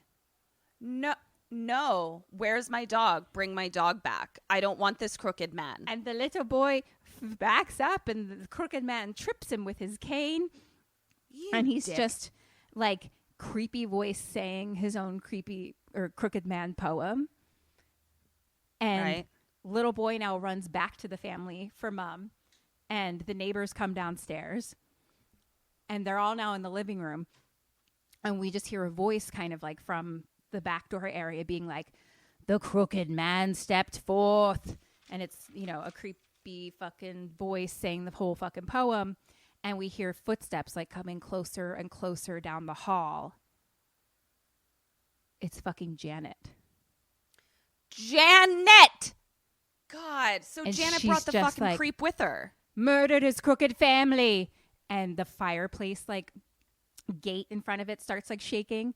And then, like, Janet, like, roars with, like, demon eyes. And the gate, like, flies into, like, the fucking china cabinet. All the light bulbs in the room fucking explode. My china! And Janet falls to the ground. And so Mom goes to pick her up, and she's, like, having a seizure and, like, foaming at the mouth. And Mom's like, call an ambulance. So now, this is exhausting, man. Ed and Lorraine are listening to a recording of an interview. They're sitting at their kitchen table with a priest. And the interview says, what's your name? And blah, blah, blah. And it says, I am Bill Wilkins. I'm 72 years old. That whole thing. And the priest is like, what do you think of the voice? And Ed's like, I don't know. What is he, like, senile? Like, sounds confused, old man, I don't know.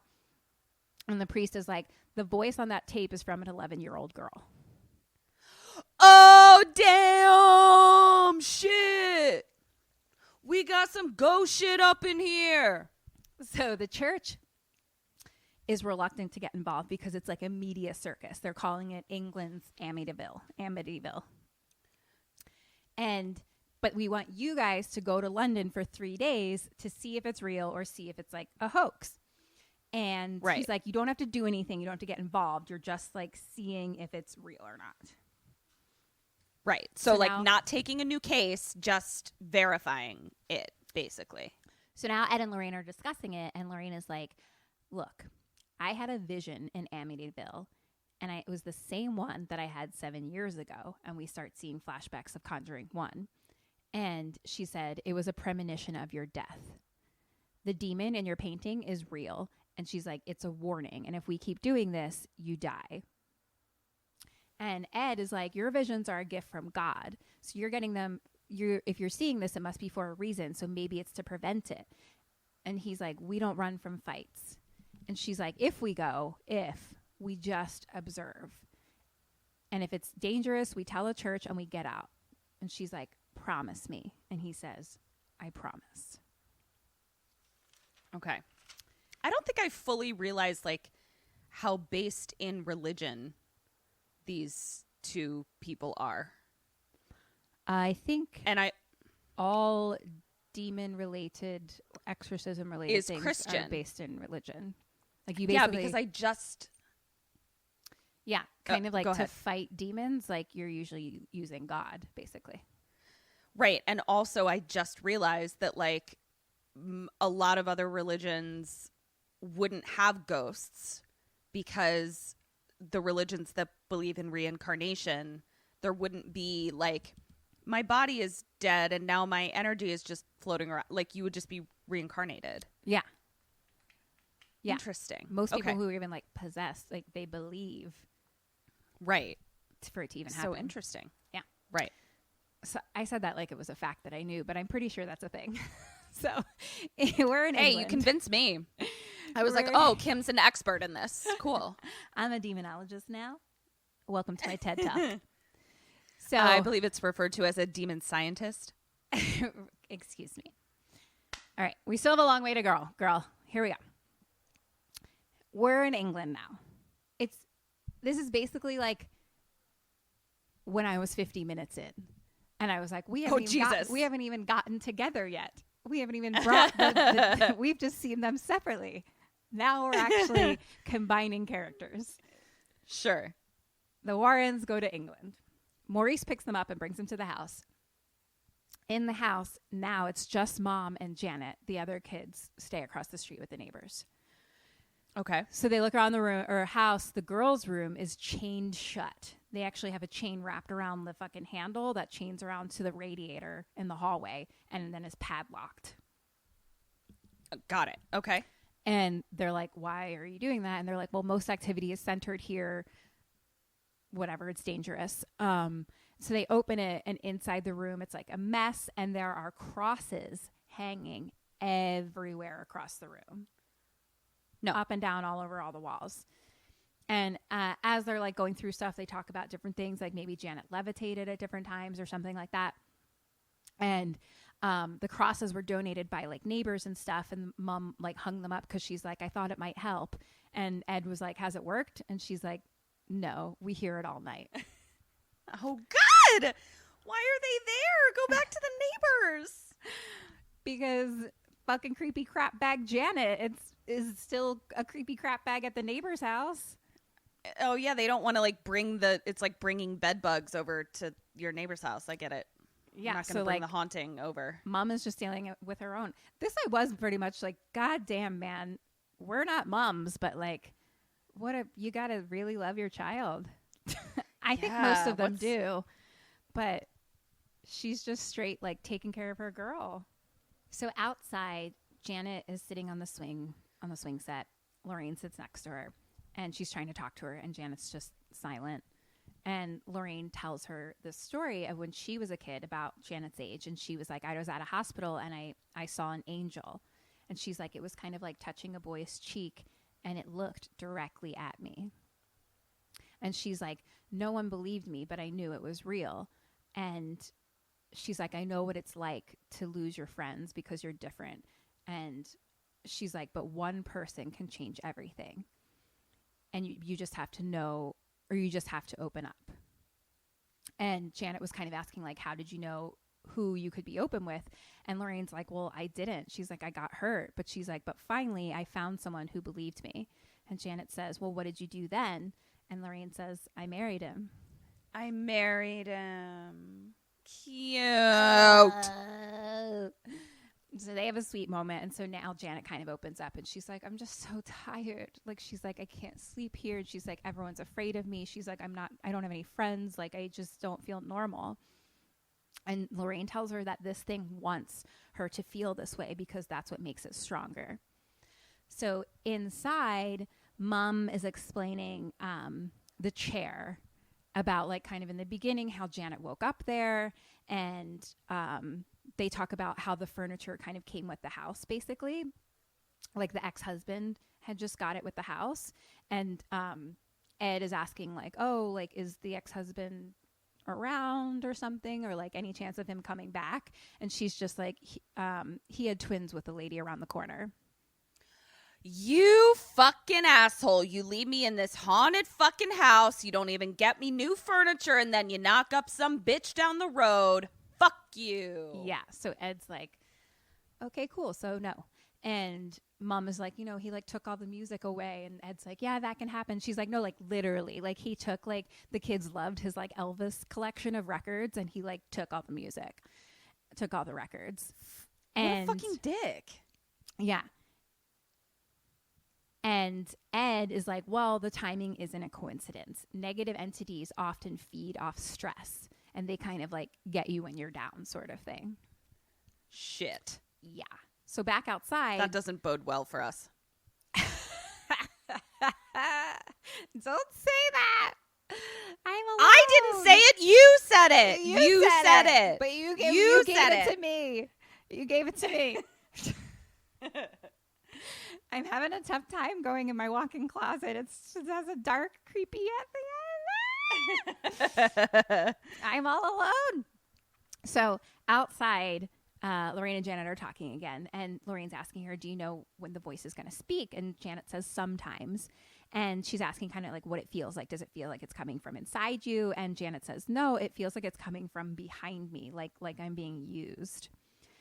And Lorraine asks, like, so does it say things just to you that only you can hear sometimes? And Janet just like shakes her head yes. And Lorraine's like, what does it say?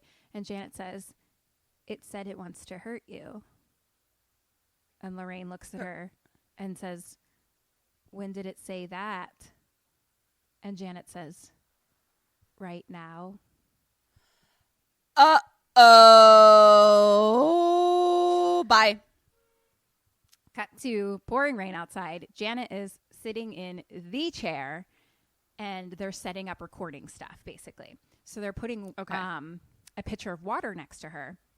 And basically, they need her to hold water in her mouth and see if, like, the voice comes or whatever. And then they can, like, prove to the church that it's not, like, ventriloquism or anything like that.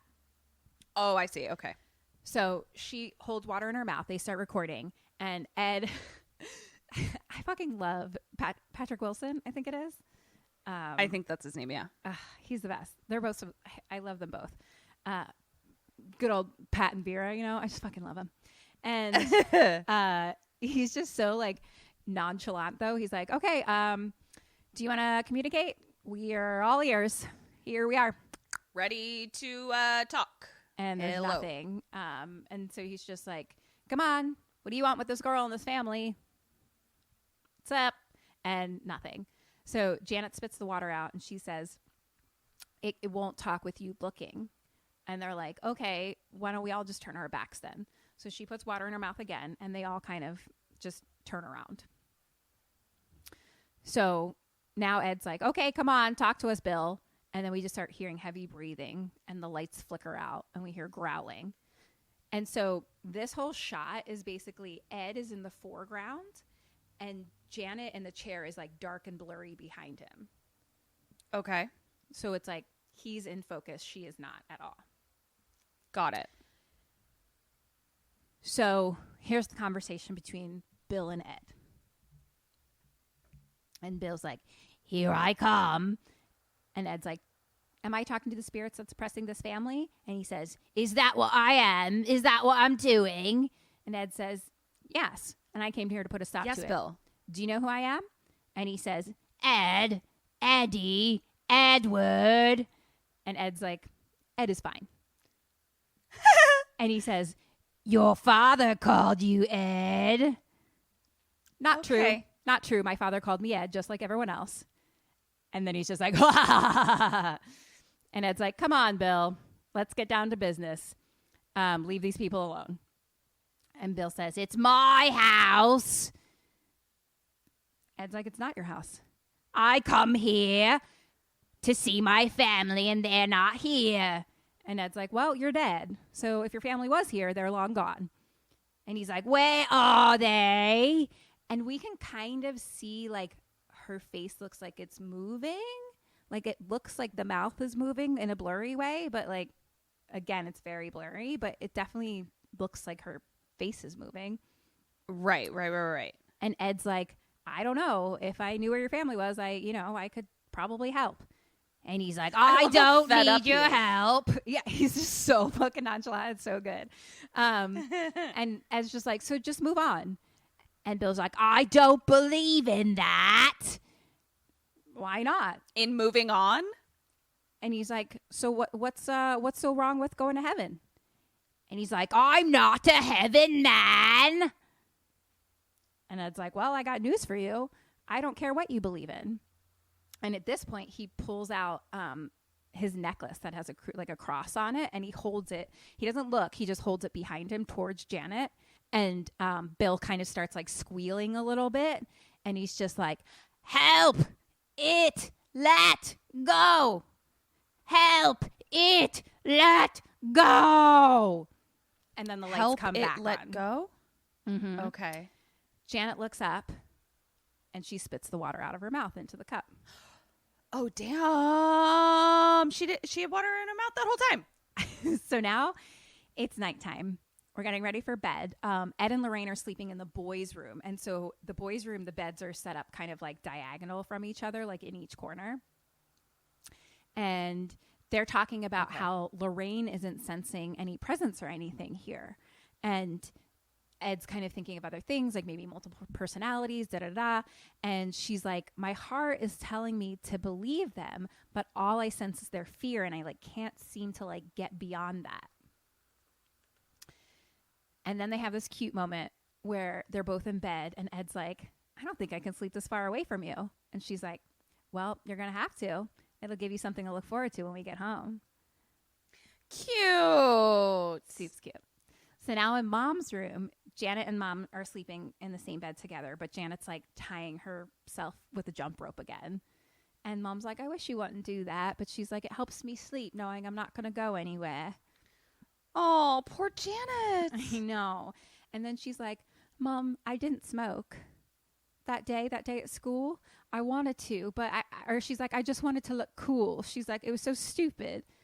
And Mom is just like heartbroken because she's just like, oh, honey, like, I'm sorry I didn't believe you. Like, yeah, honey. She's like, we have bigger fish to fry right now. You're so sweet. So now it's nighttime, creepy, empty house. And we start hearing like a nursery rhyme whistle, like and Janet wakes up. You're so good at that. I put it on my resume next to chainsaw sounds and British fucking accents. So she wakes up.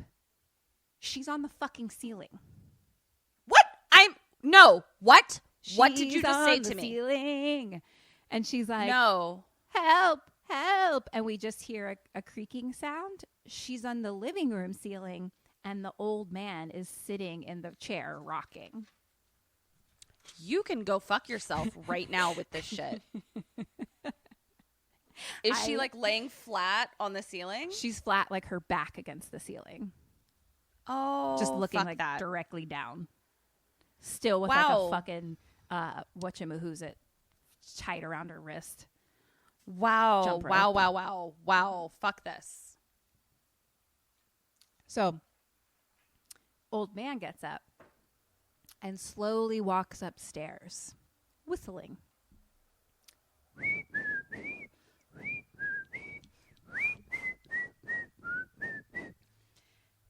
Janet. With a knick-knack, paddywhack, give a dog a bone. Good job. Nailed it. Thank you. Janet, bonus point. Just kidding. No. Janet is obviously, rightfully so, scared. She doesn't like it. She doesn't like I don't being like on when the I end up, ceiling. when I, yeah, I Wake don't up like on when the I wake up ceiling. on the ceiling. Not my favorite. So Yeah. now she's starting to hear footsteps above her because he's walked upstairs. And then she kind of like reaches her arms forward and then she's pulled back through the ceiling to the upstairs and she's in her old bedroom, the girl's room. Oh, you've got to be fucking kidding me. And now covered with crosses all over the wall. One of the crosses kind of starts shaking a little bit and it slowly turns upside down. And then they all slowly turn upside down. God damn it. And then there's a scream. Janet! Old man Bill, with his demon eyes, dives at her and she screams and like crab walks back. Now mom wakes up and follows like the scream, but the fucking door is chained shut. Oh, shit. So Janet like kind of, they get it. There's like a slight crack basically. Ketryn's dead. She just put her head back and was done. She's I would just be so, like, are you, like, I just chained the fucking door. I know. I wasn't thinking that I had to plan for my child morphing through the ceiling. Inside it. So they have it open like a crack. And so Janet is like reaching through, being kind of just being like, help, you know? And then a fucking old man grabs her and pulls her back and mom sees creepy old man demonized face. Sure. So now Ed and Lorraine come out being like, what the fuck's going on? They're like, Mom, go get the key. And inside the little crack, they can see that Janet's been pulled across the room and is being choked by the long curtains on the window. God damn it. So they get the key. Ed like fucking shakily opens it fucking up. Like, you know, that moment where you're like, oh my God. And they run in and pull the curtain off her. All the crosses when they've gotten in there are back to normal. And Mom is like, someone was in here. I saw him. I saw him with my own eyes. I saw it with me own eyes too, bitch. And Ed and Lorraine look around, and Lorraine does kind of notice like one cross like shakes slightly, ever so slightly. Cut to a bar, a restaurant or something. Ed and Lorraine are sitting at a table with the two experts and a photographer. And they're discussing the case. And apparently the bite that Janet had gotten like is very distinctive. Like it has two missing teeth. Like there was like a hole basically. So basically saying that like someone else in the family couldn't have done it pretty much. Right. And Maurice found out that the previous owner was named William Wilkins and or at some point previous, and he that is how he died, et cetera, like everything that she said about that was correct, but Anita's like, yeah, and also public information, like she could have heard it from a neighbor or something.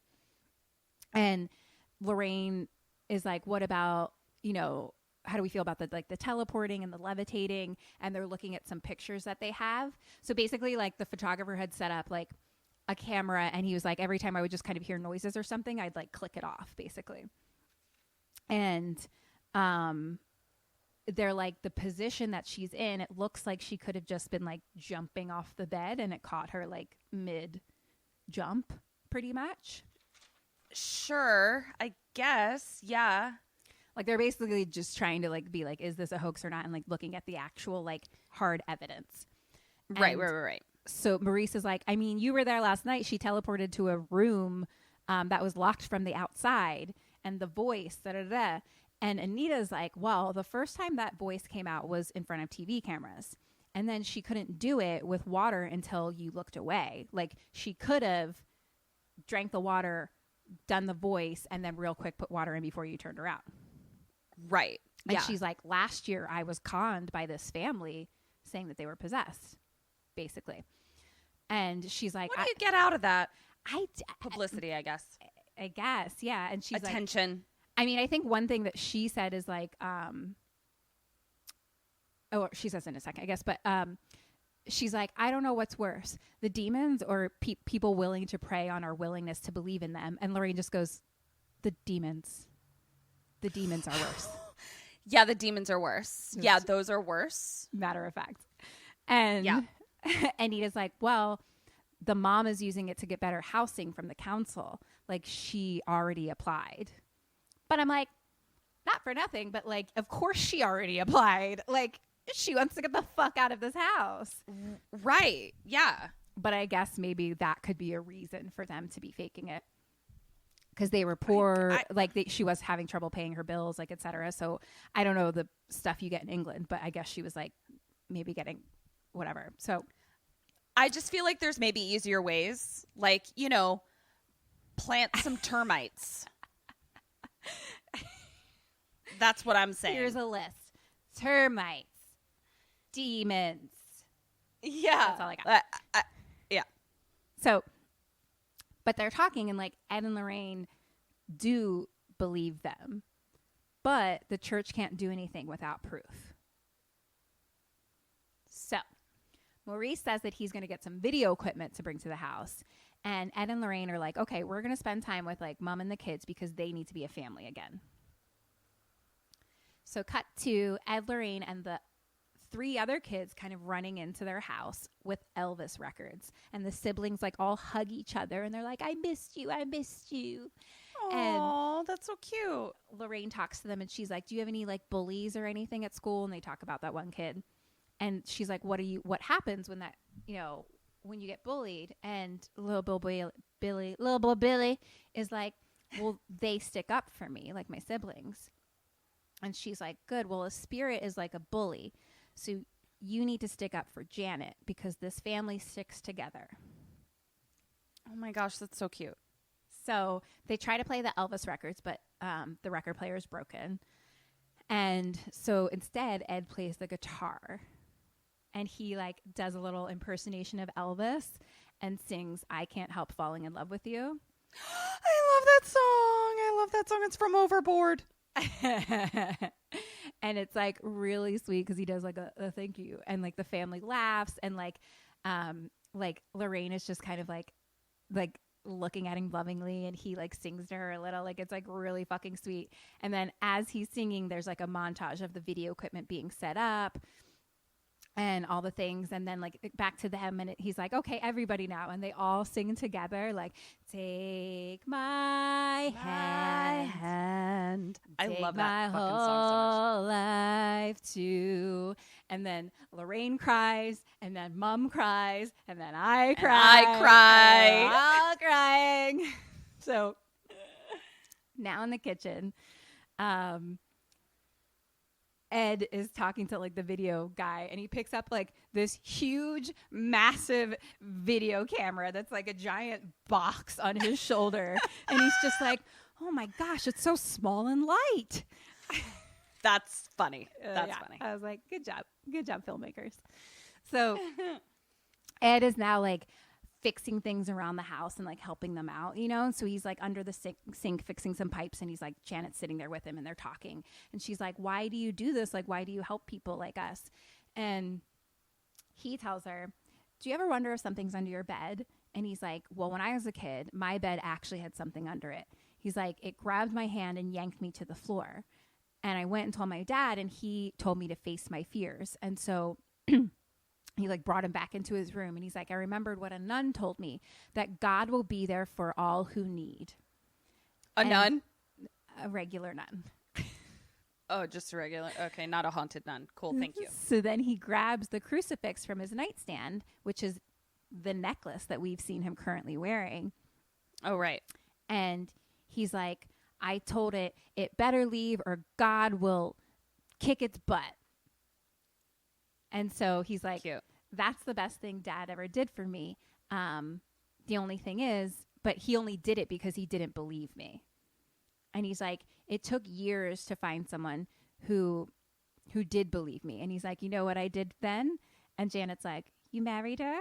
Married her. And he's like, oh, so you've heard this story before.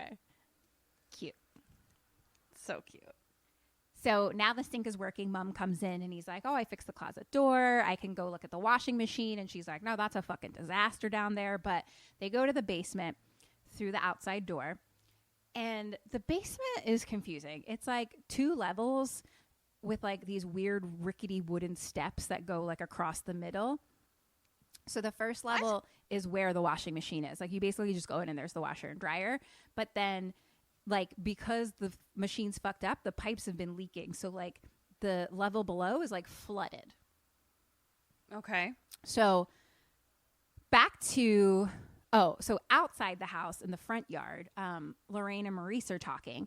And like he's being like, wow, like wouldn't this be amazing if we proved this? It would be like so historic, da da da da.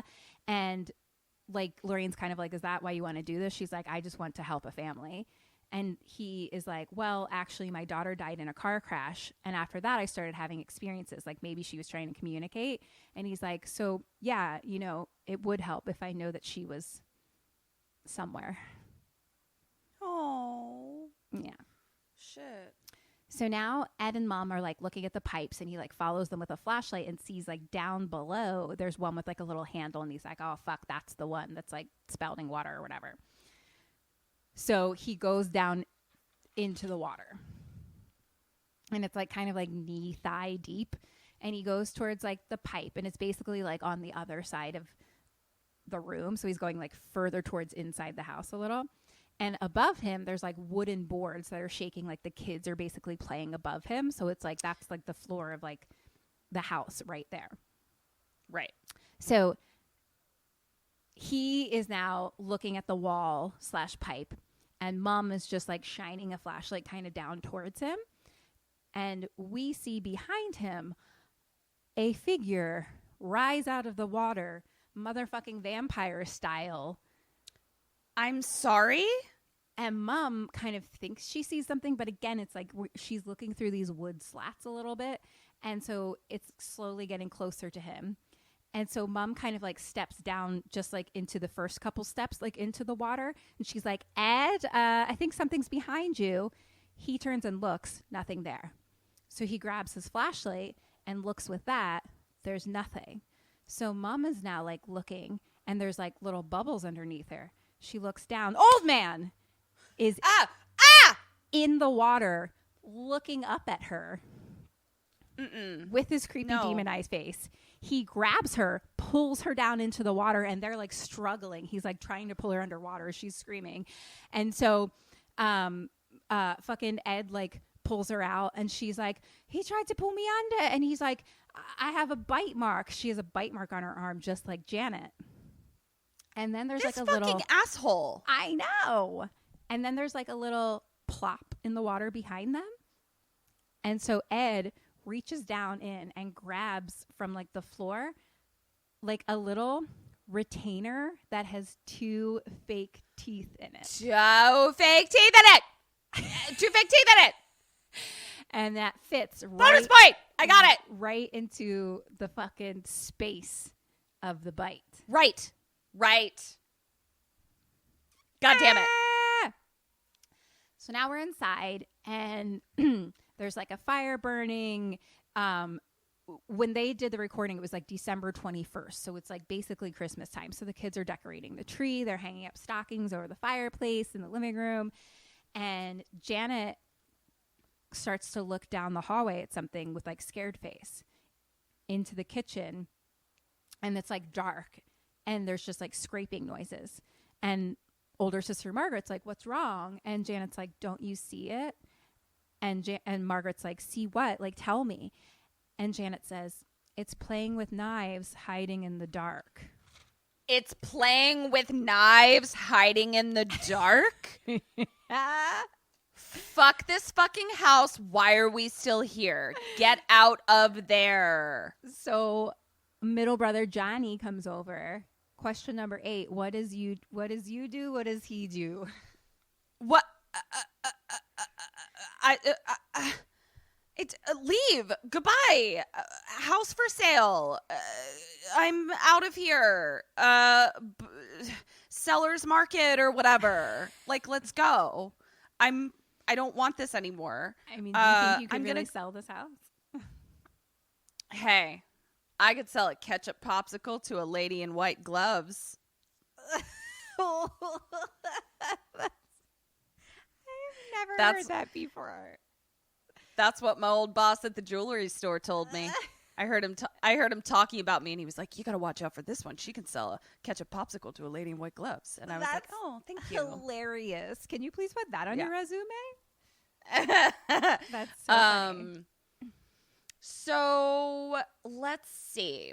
What is immediately happening? We have a ghost playing with knives in the dark. Yes. Yeah. Janet sees something. Okay. In the kitchen. I'm gonna go run my little creepy crap bag feet up the stairs. This is what Janet's gonna do. Excuse me, Mr. Ed and Mrs. Lorraine. There is a knifed ghost downstairs. Please deal with this as the Ed experts. is in the basement and Lorraine is in the outside. I'm getting them. I'm going to them and I'm saying, come here. Okay. Please. That's what I'm doing. Because I guess I can't sell the house like right now. I think she does that as let's do that hand in hand.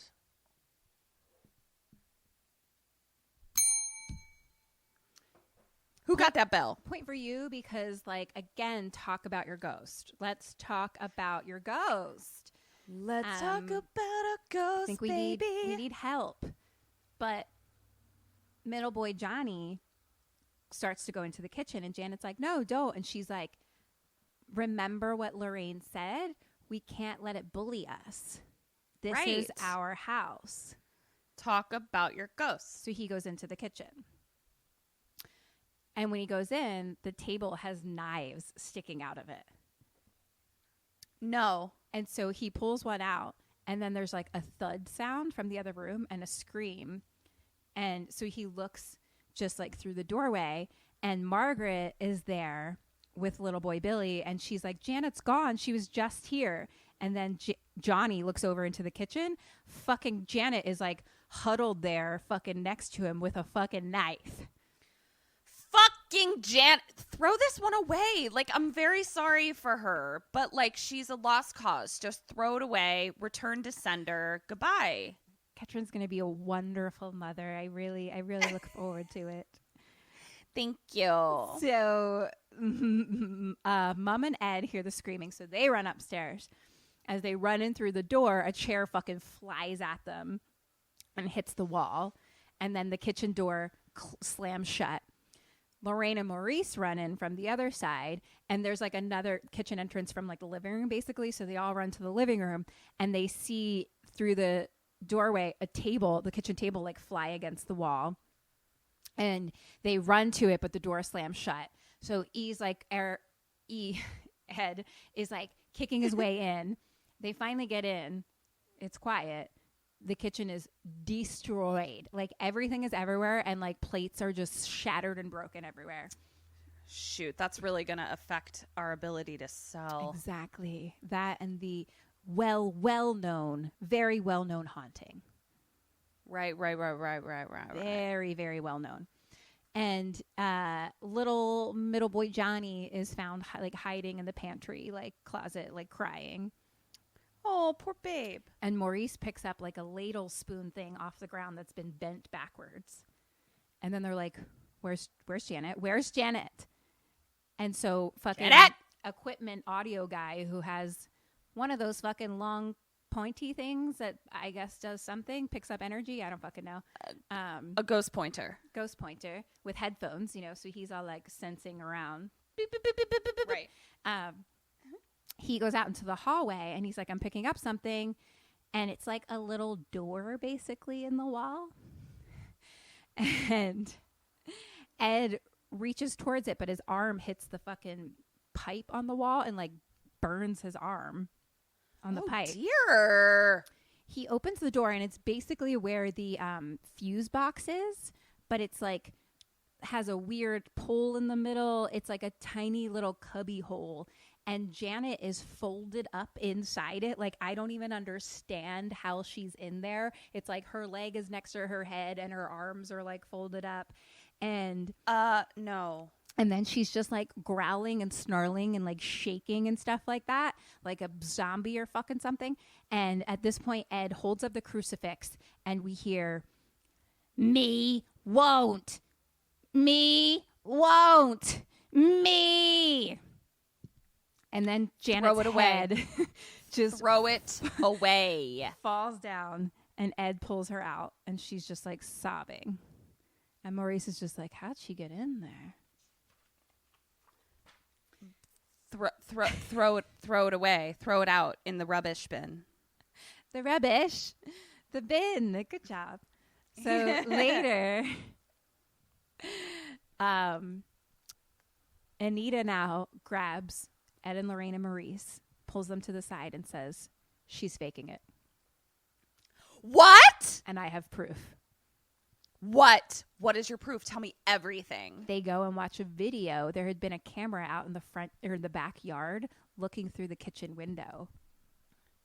And there's a video of Janet just like throwing things around and like picking up plates and smashing them. Janet? And like, even like bends the spoon. Janet, what is your end game? So now they go confront the mom, and mom's like pissed because she's like, we didn't make this up. Like, I've seen things too. And Janet is just sitting on the couch, like sobbing. And Anita's kind of like, well, she couldn't have pulled this off on her own. Right. And mom's like, oh, I mean, who else is involved? The police, you know, because they saw it too. And Ed is just like, look, we want to help, but the church sees that video and that's the end of it. Like, they're going to stay as far away as they can from anything that's even like remotely close to a hoax. Right. And mom's just like pissed and she asks them to leave. So they're all leaving now. And Maurice, though, is like not having it. Like, he's just like, but, you know, like, you know, he's like, oh, Lorraine, like, can't you just make contact with the spirit? And Lorraine's like, right. I can't, like, believe me, I've tried. I'm just not sensing anything here. But what? And Ed is like, I'm so confused. Look, we're going to tell the church everything, but the only concrete thing we have is Janet faking an incident. Shit. Yeah. Like, even though there's all these other incidents, like, the only one that they can show is a faked one. Is that right? Fuck. So now what the fuck is Janet's deal? Yeah. And Janet's just kind of like watching them through the window leaving. So they're driving to the train station. I think Vic Neighbor is driving Ed and Lorraine to the train station. And Lorraine's like, this doesn't feel right to Ed. And he's like, I know. They get on the train. Now the rain is just like pouring fucking outside the house again. And Janet is like just like sitting on the back, like the couch, looking at the back of it, like staring out the window. And little boy Billy and Margaret like come sit down and they're like, ask if she did it. And Janet says to them, it said it would kill you if I didn't make them leave. Ah, shit. Yeah. Shit. Yeah. The greatest trick the devil ever pulled was making us not believe in him or something. Yes, exactly. Correct. 100. So verbatim. So now we're on the train and Lorraine's like, isn't it convenient that she like happened to fake an incident in the one room in the house with a camera pointing at it? And Ed starts to be like putting the luggage like up on the top thing, and 2 tape reels fall out. So like the cassette tapes that they're using, you know, are like the full circle reels that like roll about pretty much. And they kind of to like unravel and like cross each other and make like an X on the ground with the film. Okay. And he has a realization. And he's like, help me set up these 2 tape recorders. So this whole time the train hasn't left yet. Like it's just kind of sitting at the station. So they put him on the tables and they put both reels in. And he's like, remember those strange garbled messages from Janet/Bill? And he's like, there were 2 of them. And so he plays the first and it's like, help it, let go. Help it, let go. And he's like, we thought he was referring to himself, right? And he's like, here's the second. Me won't. And now he plays them both at the same time. Help me, it won't let me go. It won't let me go. Good job. I did it. Help me. It won't let me go. And at this moment, Lorraine is like struck by something, like a vision. And she's suddenly in their living room. It's dark. Nothing is in there but the corner chair and a lamp. And an old man is sitting there with an oxygen mask. And Bill says, I came to see my family, but they're not here. I'd like to go now, but I can't. And Lorraine says, why not? And sometimes your Cockney goes into Southern, and I'm living for it. It's when I don't fully commit. Like, I don't fully want to do the accent, but I lightly want to do it. I'm here to visit my family, but they're not here, so I can't.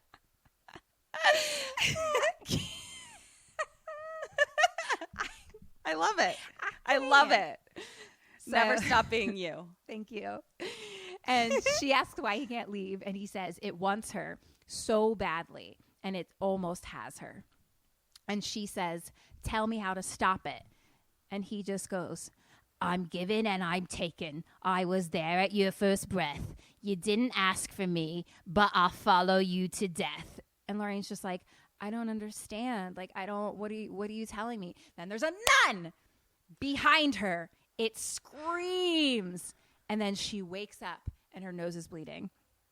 And she's like, the old man's spirit is just a pawn. He's been enslaved to where he's supposed to weaken Janet's will.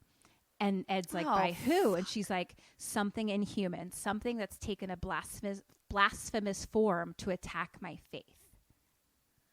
Fuck me. And she's like, there is a demonic presence in that house. We need to fucking go back, son.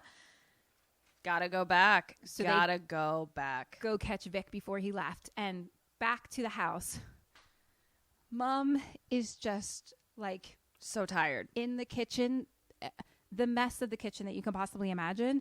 And so she's just like sweeping up some fucking broken plates and just starts like sobbing. Like, she's so tired. So tired. And then she's hears, got 4 fucking kids by herself before smartphones.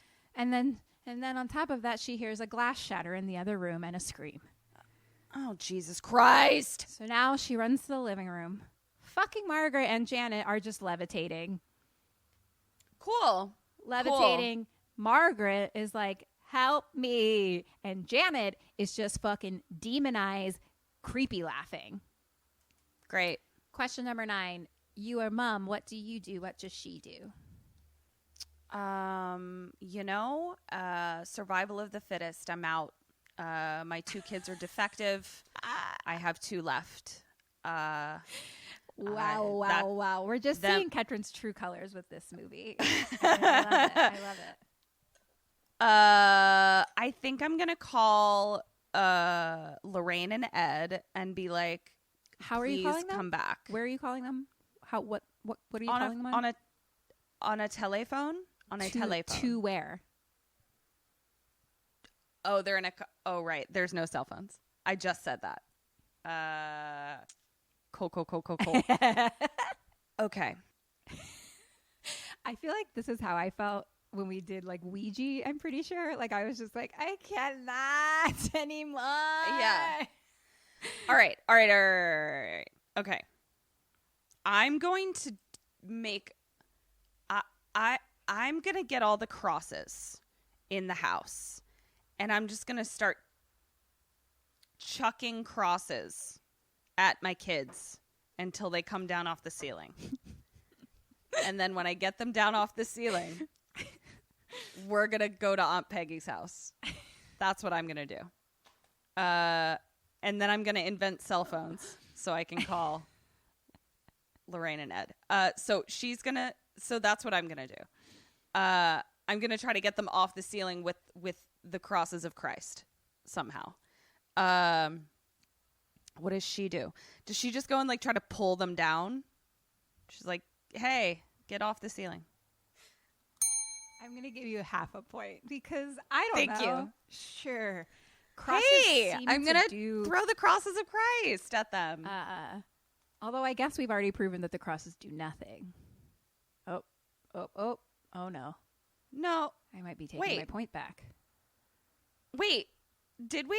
Yeah, but one of them kind of... He directly asked, have they helped? And she says no. And she said no. Uh-oh, I'm so sorry. Yeah. I'm going to have to take that back. No, My you're apologies.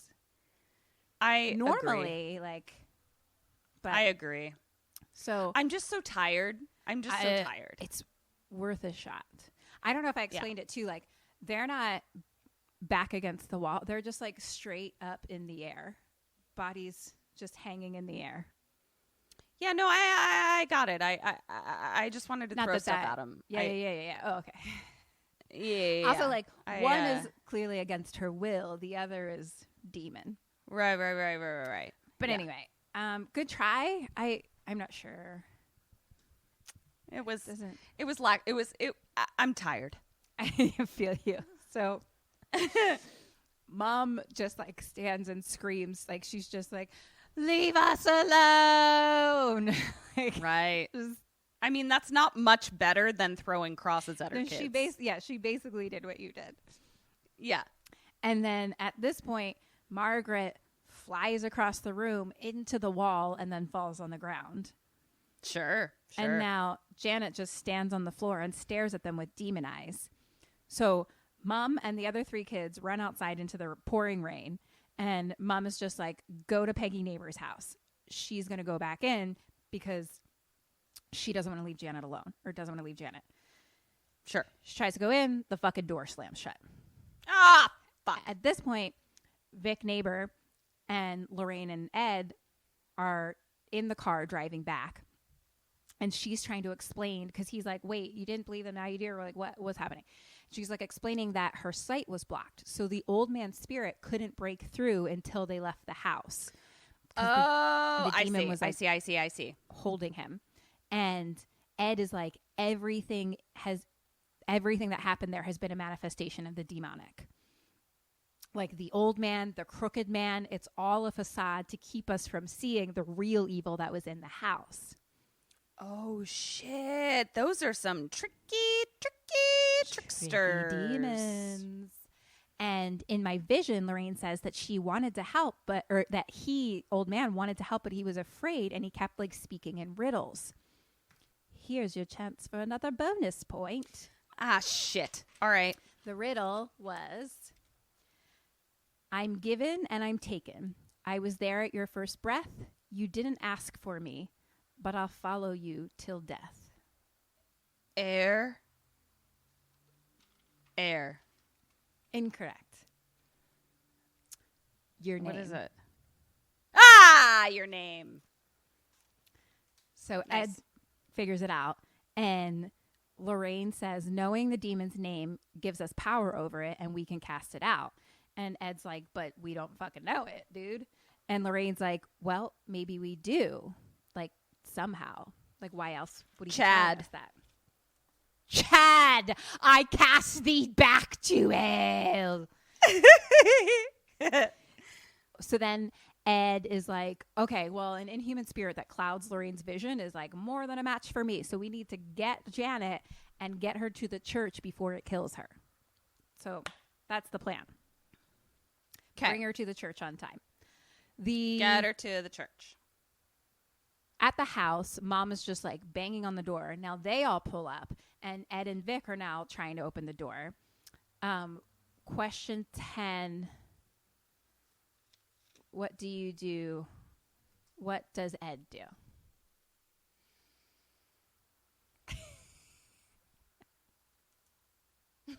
I could just tell Ketryn's so tired. So tired.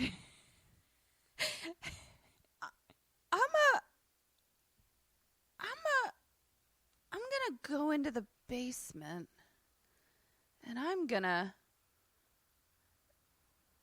go in there and try to get into the house that way.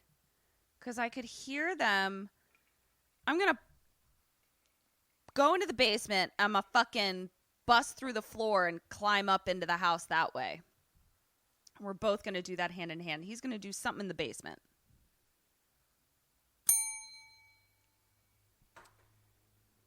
I'm giving a point for him, Okay. but I'm not sure that would keep you alive. Why? Well, okay, if I'm trying to stay alive, leave these people to deal with their own fucking shit on their own. I mean, that is our game. You know what? When you're right, you're right. Honestly, 1 point. I will say with things like this, though, I feel like the game becomes really real because there is that, like, who are you as a person? And, like, even if you got away from here, Could like, you just live leave with them alone. yourself? Could you live with yourself? Exactly. And it becomes real tough. Yeah, I agree. But also physical death. So there's that. Sure. So at first, though, Ed breaks one of the front living room windows with like a brick, and he like breaks through all the glass, and he starts to climb in. A fucking couch moves across the room and slams into his head, knocking him back into the yard. Cool. So the demon's throwing couches. Great. Yep. Now he's like, the door around back. And Lorraine tells Mom and the kids to wait in the car. And Ed is now like at the back window, and he hears screaming, and he's like, the door to the fucking basement. At this point, Basement. mind you, this whole time it's pouring fucking rain. Lorraine now runs to the back and sees Ed go down into the basement. So she runs down, but right at that moment, the door slams shut. So now they're both trying to open it.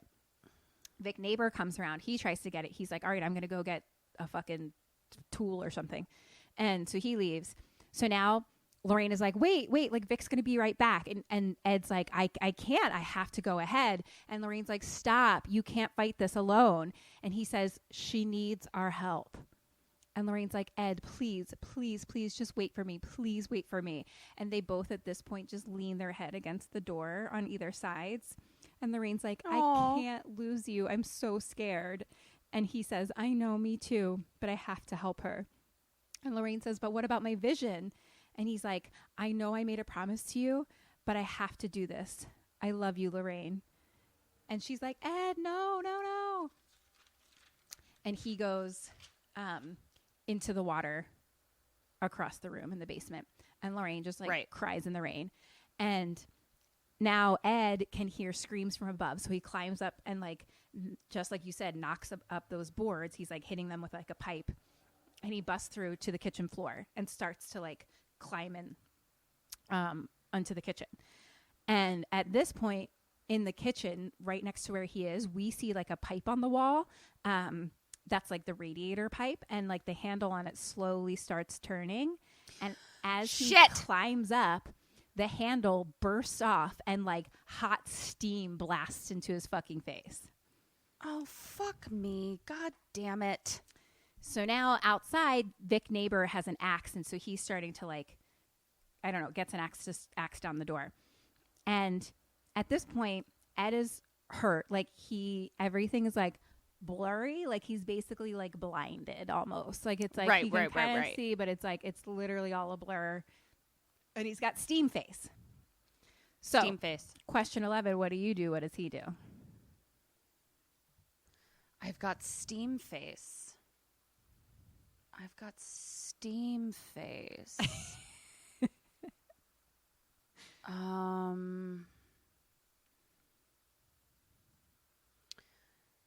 going to close my eyes and I'm going to... Motherfucker. So I'm in the kitchen. Mm-hmm. Can I get to any other part of the house? I'm going to get out of the steam. A. 2. Yeah. It just blasted, and now you're now just it's in fine. the kitchen. Okay. It was a direct hit to your face, and that's it. Like, it's not like. All right. I'm going to feel along the wall to get into the other, like, close my eyes and feel along the wall to get into the room where Janet is being demoned, I guess. Right? Because where is she again? We don't know. Yeah. I'm going to feel along the wall.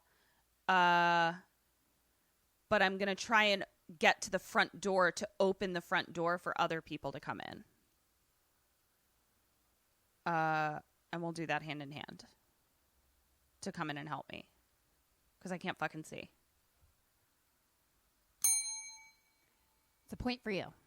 I think this is the moment where you need help. Like, you know what? I don't know if you want to do this alone. Can't fucking see. You can't fucking see. I can't fucking see. He goes at it alone. He just starts yelling, Don't. like, Janet, where are you? And he hears a sound. It's a fucking children's Christmas choir singing. Oh, fuck off. He follows it towards, like, the living room, I guess. And he's kind of, like, in a doorway, and we see fingers creep around the side of the door. He obviously doesn't see. But he's, like, blurry, looking around, reaching out, you know, trying to feel things. And he sees kind of, like, lights and lamps ahead of him on the floor, kind of. But we see behind him is the fucking crooked man creeping up down the hallway. This crooked man is like the murder hornets. I have too much shit to do to be dealing with you, crooked man. I've got a fucking old guy. I've got a fucking demon. I've got a nun. I don't have time for crooked man. I feel you, girl. I feel you. So now, Eric just walked behind you. Crooked man. Scared me. So now the TV is kind of like going in and out, and like on it is like a children's choir. And we hear Janet yell, help, help me, like from another room, and then like growling. And so Ed like takes off his necklace, and he's like, Father, Son, Holy Spirit, and he just like holds it out in front of him speaking Latin. Just sure. Gotta do what you gotta do. Yeah, Try like, whatever. Sure. So Vic is like axing at the door. And so Lorraine goes like to the yard, like the backyard where the swings are, and it's like pouring rain. And she's just like, what's your name? What's your name? What's your name? She's like screams it into the air, like, what's your name? Chad! And then she remembers the nun at the end of the hall in her house. And she says, I do know your name. I asked you. And then it was like to her screaming, tell me who you are. Tell me who you are. And the nun. Bonus question in number 3. Where does she find the name? How does she know the name? Does she have that Bible with her that she scribbled on? Mm-hmm. Does she go look and see if she wrote the name in the Bible? Yes! Good job. Yes! And then she remembers her scribbling in the fucking Bible. So she runs to the car to get her Bible. Back to Ed inside. He's on like the stairs now, just like blindly holding out the cross and speaking Latin and like going upstairs. Lorraine is now looking through the Bible, and she basically has like one letter etched on each page, and it says V-L-A-X. D-L-A-X. K. V-L-A-K. Valak. Oh, wait. Dalk? V-A-L-A-K. Are you saying... What? Okay. Kim just went off screen. I don't know where she is. She just started yelling letters at me and laughing, and then just left the screen. I don't know. I don't know what's happening. It's like I said the I don't first know. 3 letters, and then I just sounded out the last 2. I don't know any of the letters you're saying to me.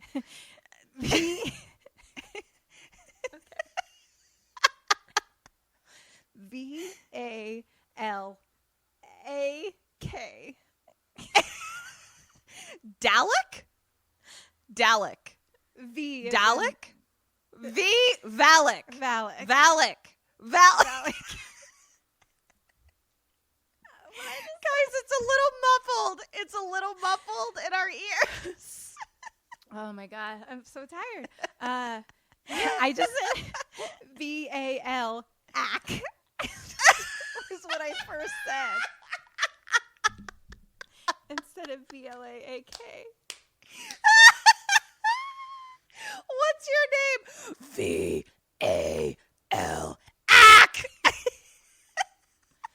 Okay, so We got to get through this, Kim. that's Come on. That's the name. That took much longer Valak. than expected. Valak.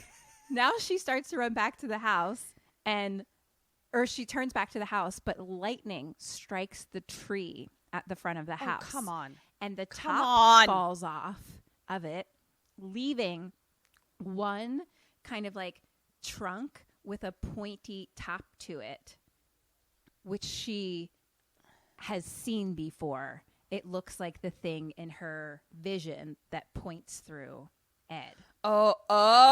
Right. And so it's basically directly in front of the house, in front of like the living room window and the windows above. So now Ed's going upstairs and yelling for Janet and feeling about. He's at the tent fort and a toy turns on. It's the fucking Crooked Man toy. Again, Fuck this toy. don't buy Don't your buy your kids kids' toys. He looks in at it and he can kind of blurrily see like the Crooked Man whatever in the thing, and then it goes to blank. And he looks up. There's a face right in front of him. No. It's the No. fucking creepy Crooked Man face smiling at him. He jumps back, and at this point, the tent kind of falls to the floor, the sheets, and then it now stands up in a skinny, tall shape, like Oh, a come crooked, on. tall man is underneath them. The sheets slam into the wall, and like the sheets just fall down, and basically the wall then kind of like starts to break, and then the ceiling just like breaks open as if he's like traveling through the fucking walls, I don't know, to like behind Ed into the room behind him. And at this point you can basically assume that throughout the house there's just different banging and whispers and those kind of Right. sounds pretty a lot throughout, you know, Just that, like that whole full thing. throttle haunting. Yeah, Like, yeah, just- yeah.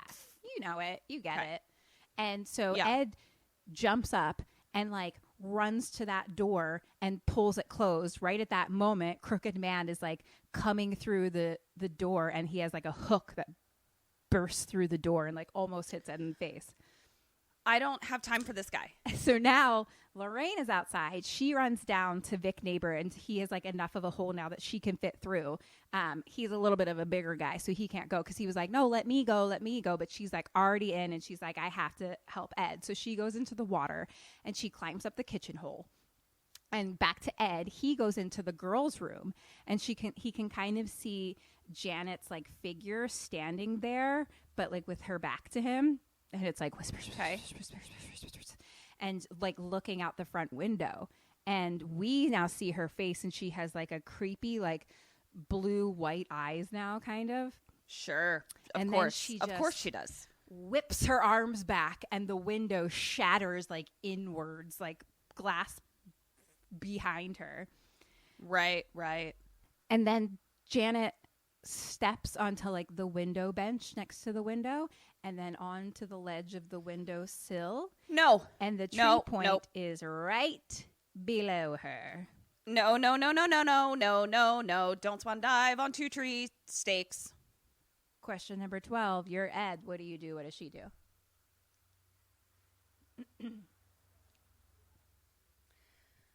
If I'm trying to stay alive. Oh, but I also have to live with myself. Shit.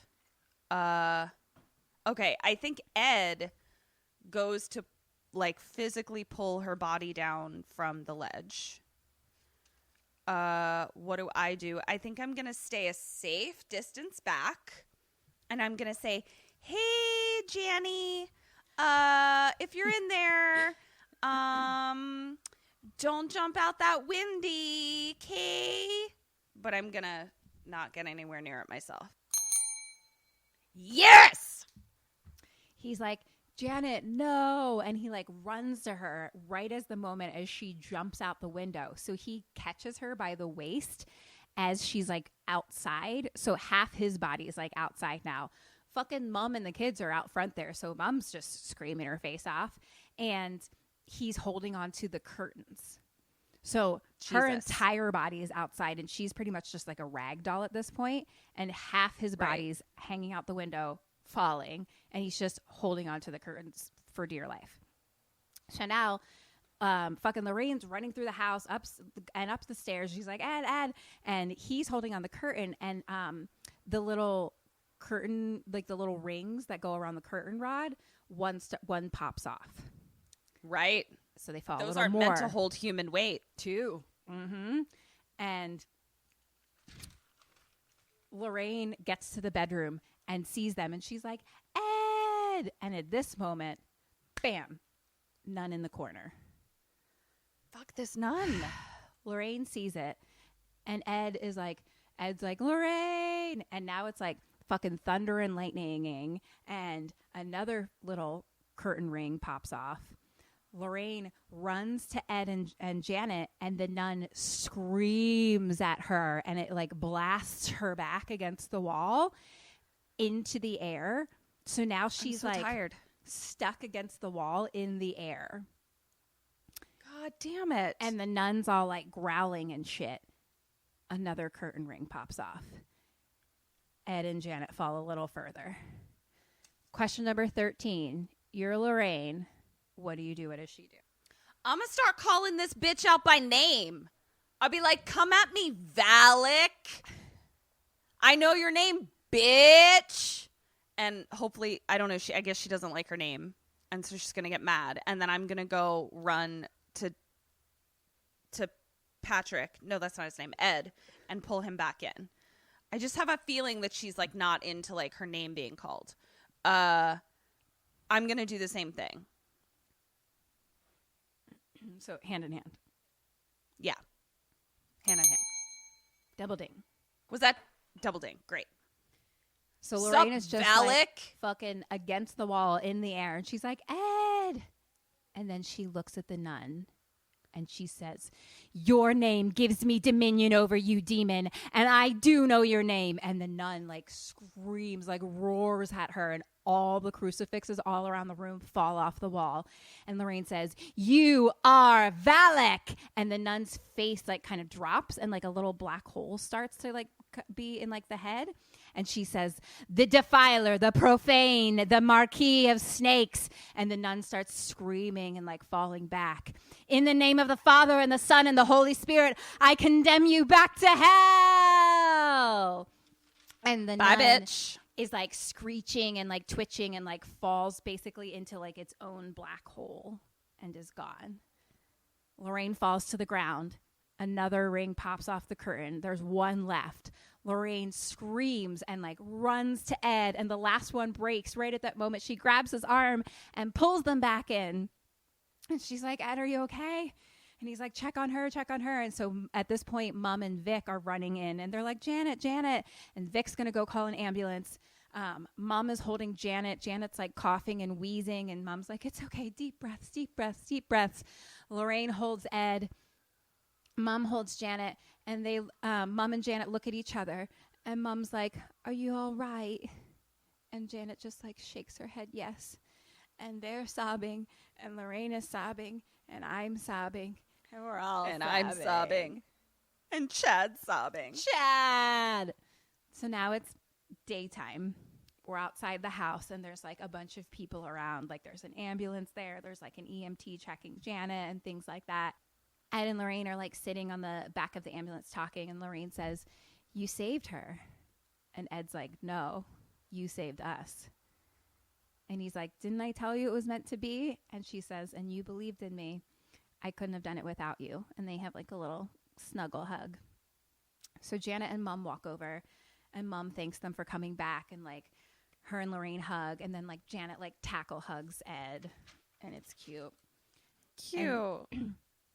And it's like, here, sit down, to Janet. And he pulls his like cross necklace off. And he's like, this has kept me safe since I was a kid. I want you to have it. And he puts it in her hand. And he says, and when you grow up, you find someone who needs it and you give it to them. Deal? And Janet says, I'm so lucky. She looks at Lorraine and she says, you said one person could change everything. But I've got two. Oh, that's so sweet. I know. See, if kids were always like that, if they could just I'd not be be into creepy it. crap bags. Come on. that's all I'm asking. So now we see words on the screen. It says, the haunting of Enfield would go on to become one of the most documented cases in paranormal history. And at this point, the camera's like kind of moving throughout the house. And it says, Peggy Hodgson, mom, would continue to live out the rest of her days in Green Street House. In 2003, she passed away quietly while sitting in a chair in the living room, in the exact same spot where Bill Wilkins had died 40 years earlier. And like the camera straps like directly on the fucking recliner chair. I would have put that chair in a different corner of the room. No chair Myself. should ever go in that corner ever again. No chair can ever go in that corner, ever. Let's just knock that corner out of the house. That's not a corner Yeah, let's do anymore. that. I'm gonna put a little wall, and that's now the outside. Yep, permanent caution tape right there. Yep. So now a door opens. Ed is going into their little room in their house, Ed and Lorraine's house, with all their fucked up shit, where they keep the crappy shit, creepy crappy shit. All the creepy crap shit. Fucking Annabelle's in there, and he has a bag Oh, with shit! him, and he pulls out the Crooked Man toy and puts it on the shelf. And then he hears music in the other room, and he goes out. Lorraine is playing an Elvis record, and she holds her hand out to him. Oh, And it's playing Take My hand. And he takes it, and they start dancing, and this like stare lovingly into each other's eyes. And it's like, for I can't help falling in love with you. Fade to black. And then it has the creepiest credits that I've ever fucking seen. What are they? And I can play them for you if you'd like. Sure. It was just like, you know, those little circle that you would put like a little picture in, and it would show on a screen like in school kind of. So it's like click, click to the next picture, click, click to the next picture. Yes. I don't know what that's called, but it felt like the sound of that. So we're just clicking through different pictures, and it was like pictures of the actual Hodgson's family and the Warrens shit. and like other characters and stuff. And then even like side by side, like the picture of the girls in the air and things like that. Oh, damn. And I took this video, and I was so scared the whole time. 'Cause I'm just like, at this point, it's nighttime, and I'm alone, and I'm just standing in front of the TV recording. Because then what they first do is they have the actual recording of Ed's interview with Janet. Oh, fuck the me. audio of it. And I was like, please don't possess me through this video recording right now, please. But I will play it for you.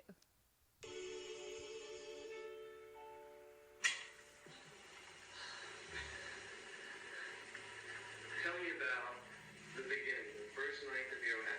What was your brother's deal? Pulling the bell. I wasn't quite sure now. It was scary. Yeah, basically. Janet, what about Janet? When it comes from your area, Janet, do you feel anything in your throat? No. You just don't feel anything? No, I'm looking at Janet. Those nights in here. And the voice comes in, but her mouth doesn't move or nothing. I know. I know. Janet, can you tell when the voice is going to come through you? No. Really, don't hear You know who I am? You know who I is?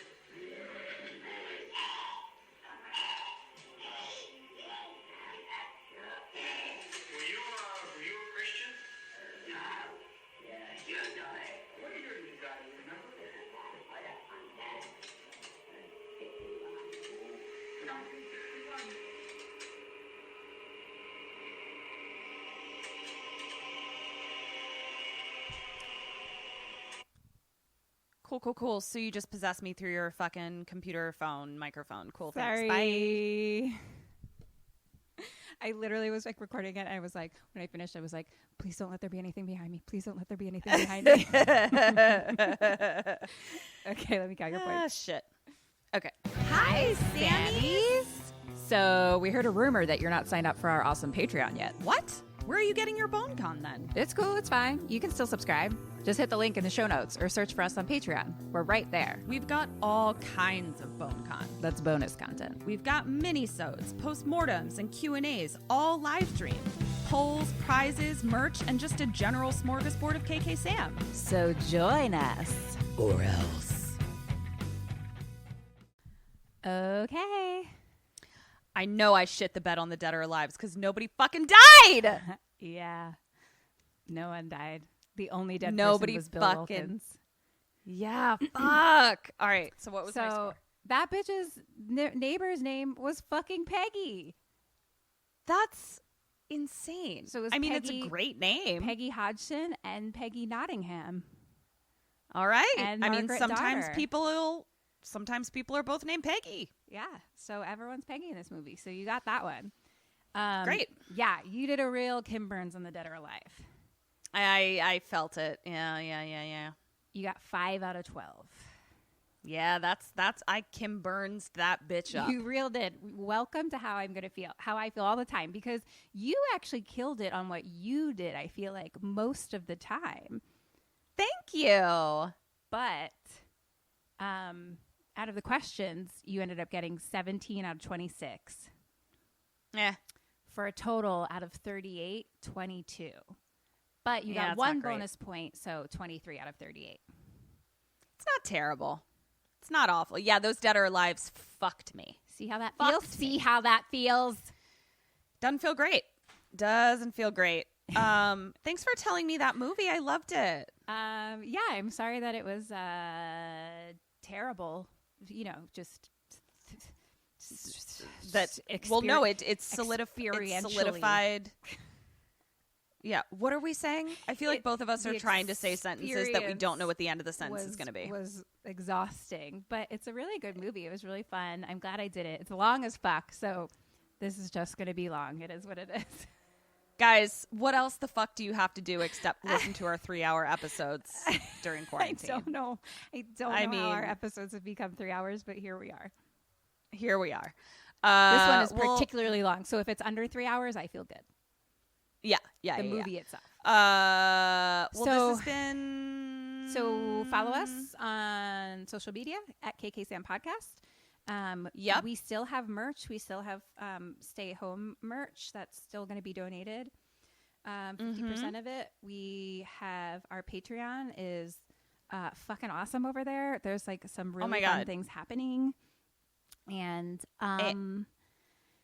I think that's... Did you already say to follow us on KKSAM Podcast on all the things? Did you already say that? I'm think sorry. I did say I that. completely... If you have a friend who likes this movie, share our podcast with a friend and then give us a good old rate and review, please. And thank you. We love you. We love you. This has been Kim and Kat Stay Alive. Maybe.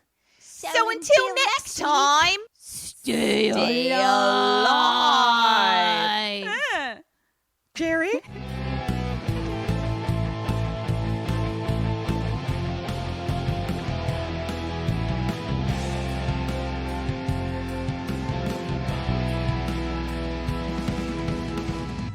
Ghosted me. I'm done.